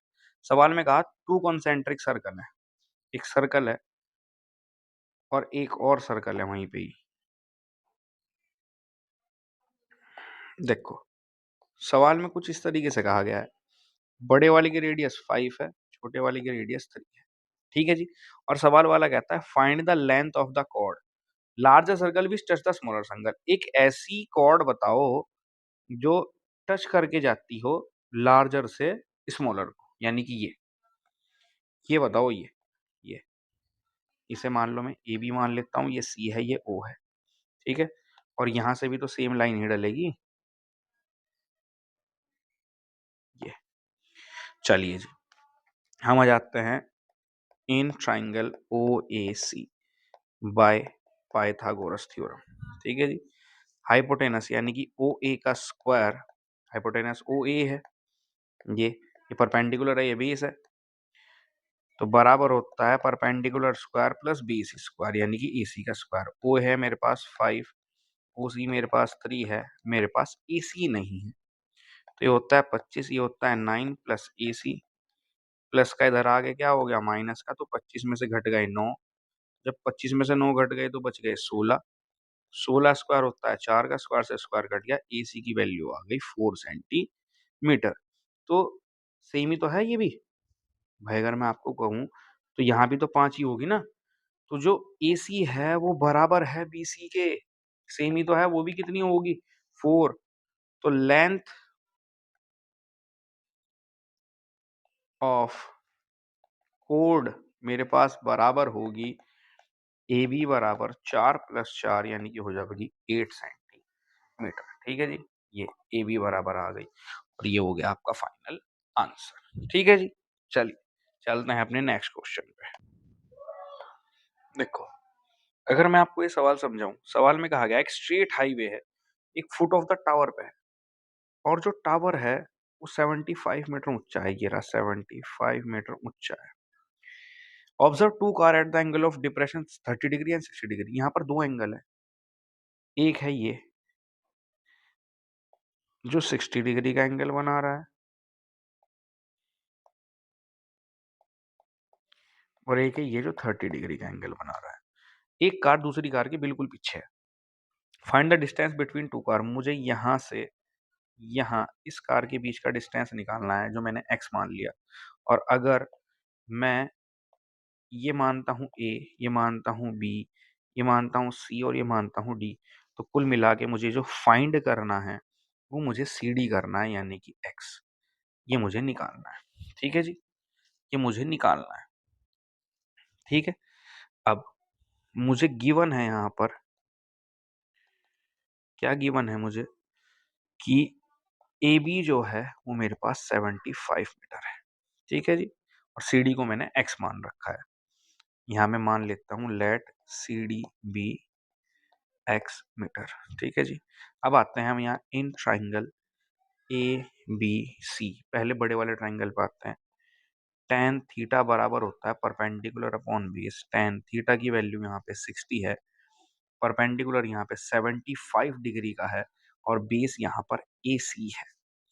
तो अगर मैं इसकी वैल्यू रख देता हूँ टेन 60 की, जो अंडर रूट 3 हो जाती है 75 अपॉन ए सी, तो ए सी की जो वैल्यू आती है मेरे पास वो आती है 75 अपॉन अंडर रूट 3, जो मुझे रैशनलाइज करनी पड़ेगी क्योंकि अपॉन में अंडर रूट नहीं रहना चाहिए, तो मैं ऊपर नीचे अंडर रूट 3 से कर देता हूँ मल्टीप्लाई, तो ए सी बराबर आ जाता है 375 अंडर रूट 3, और इसे काटने पर जाता है 25, और ए सी की वैल्यू मेरे पास आती है 25 अंडर रूट 3, जो मुझे बिल्कुल नहीं निकालनी थी, मुझे क्या निकालनी है C. Now in triangle A B D, जो फाइनली मुझे निकालना है सी डी, तो यहाँ भी टेन का फॉर्मूला रहेगा, टेन 30 बराबर होगा परपेंडिकुलर अपॉन बेस, टेन 30 की वैल्यू होती है 1 अपॉन अंडर रूट 3, परपेंडिकुलर कौन है यहाँ पे 75 है, और बेस कौन है यहाँ पर, ये दो चीज है मिला के बेस,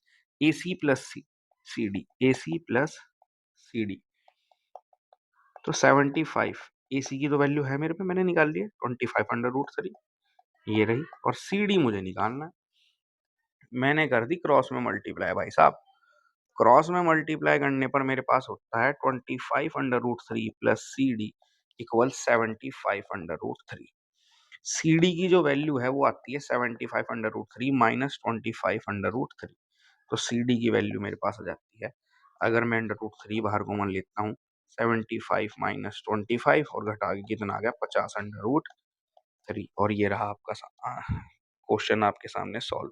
पर सवाल वाले ने देखो यहाँ पर दिया है कि आप √3 को 1.73 यूज़ करो। अगर सवाल वाला आपको ये वैल्यू दे देता है तो भाई रखनी पड़ेगी। तो मैंने 1.73 यहाँ पर लिख दिया और जब मैं इसे सॉल्व करता हूँ तो ये मल्टीप्लाई करके आ जाता है 86.5 मीटर और यही है हमारा फाइनल आंसर। ठीक है जी, होप करता हूँ आपको वीडियो बहुत अच्छी तरीके से समझ में आई हो। बहुत मेहनत लगी है, अराउंड आपके सामने जितनी भी लेंथ की वीडियो है, मुझे इसे बनाने में और अच्छे से सवाल को समझाने में और चूज़ करने में सवाल को कि ये कराऊँ, ये कराऊँ, ये कराऊँ, अराउंड 4 आवर का टाइम लगा है। तो चैनल को सब्सक्राइब करना मत भूलना, बिल्कुल भी। ठीक है जी, चैनल को आपको सब्सक्राइब करना है, शेयर करना है, लाइक करना है और कमेंट ज़रूर करके जाना है। ठीक है जी, good luck, best of luck आपको आपके एग्ज़ाम के लिए। मिलते हैं आपको बाद में और शॉर्ट वीडियो के साथ में। शॉर्ट वीडियो के लिए भी बने रहना। All the best, bye bye, tata, अस्सलाम वालेकुम।